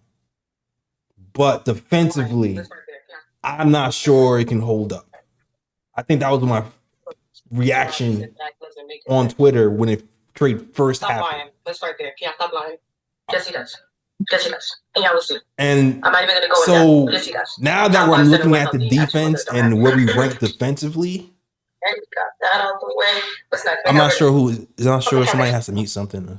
Yeah, that's the thing. My phone's going. So now when I'm looking at the situation and where we are defensively, and we're like, okay, we're at the bottom here, we're bottom here. I think that's why I'm not killing Thibs, because this was the situation for Cat when he was with the Timberwolves.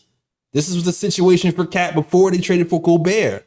So I came in the situation knowing or feeling like, damn, it'll be a miracle if we're a top defensive team now, because I just don't see it happening with this team. So in my mind, I'm looking at this team and I'm looking at the Nuggets. I'm like, the Nuggets was kind of built similar and they were like, what, a top 15 defensive team? So I'm just like, can we get there? Can we get top 15, top 10? And then maybe I can think about it. Right now we're like 17th or 18th, which is horrible. So for me, my expectations for our defense wasn't that high to begin with, which is why that might be why I'm not so pitchforky as everybody else, because my expectations on defense wasn't that high. We're seeing some miracles, Jay Ellis. Remember Alec Burks' first year versus his second year defensively? Thibs work with players that second year, they really do take a big leap most times. Yeah, so exactly. So, and like I said before, I don't expect Karl Anthony Towns to be some defensive juggernaut next season. But bare minimum, I expect to see his hands out and up on defense. Bare freaking minimum. Bare minimum. Barely. Somebody grew up watching Charles Smith play with the Knicks, man. Yeah. Cat be making business decisions, Jay. Yeah, he be My making man see business. somebody, He he be like, making oh business. no, I'm What's wrong good. with you? But can you And I put hate it to put like that so? on That's him. my take. I want to give. I definitely want to see how Thibs perform in the playoffs for sure. My best case scenario is Thibs for this season and next season, so I can really evaluate what this team looks like. And I think that's when I feel like that's when I really have the most data of like what I want to do with this team and what do I want to do with this head coach, really. But yeah, that's how I feel about the situation. Well said. All right. Yo, for real. All right. That was a show. Long show. Great show. Thank you guys for watching. Like I said, yeah, I think gotta bring the Fan Fridays back. Gotta bring Fan Fridays back where we have you guys join us on the call after post games on Fridays and interact with us. So we'll be here tomorrow versus the 76ers. That should be a thumping. It better be a thumping. And then we play the Grizzlies on Friday. We destroyed the Grizzlies before. So I expect them to be pissed and motivated. But I also expect us to be pissed and motivated because we lost 2 in a row. And hopefully we bring it to that game. So join us tomorrow. That's supposed to be the day. That's That's supposed to the be the rumor debut of the game that Mitch Butcher. comes back. Yeah, that's the debut of the Butcher. That's right. Yeah. Mitch is out here running, jumping, looking spry. Bro, you So gonna see we me? do expect Mitch to be I don't know if back. you see me on Still Knicks fan and on what's the Knicks Real Talk, because I rock with them cats too, bro. I pulled out my when I knew that Mitch was gonna be on the Knicks team officially.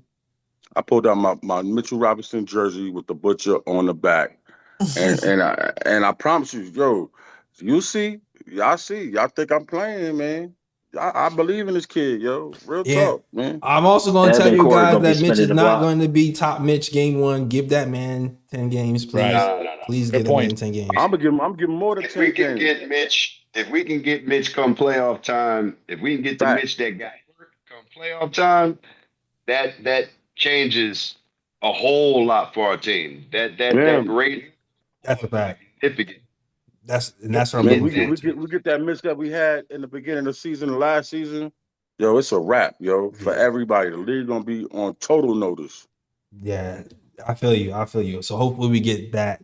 We get old Mitch back with running, flying, and blocking shots, offensive rebounding, being a beast. All right. Facts. So that is the show, guys. Thank you guys for watching. Follow us at the Knick of Time Show on Twitter, Knick of Time Show on Instagram, and Knick of Time Show on Facebook as well. And we'll be back tomorrow for the post-game show versus the 76ers. That I'll be is the back to show. Hope you enjoyed it. If you like the show, hit that like and subscribe, share. Thank you guys for watching. And you guys know the drill. As always, Shout out the Worldwide West. Everywhere we go, we leave a worldwide mess. it's the mess out here in these Knicks YouTube streets. That's the show. We out this mug. Peace. Peace. New York, big city of dreams. New York, big city of dreams.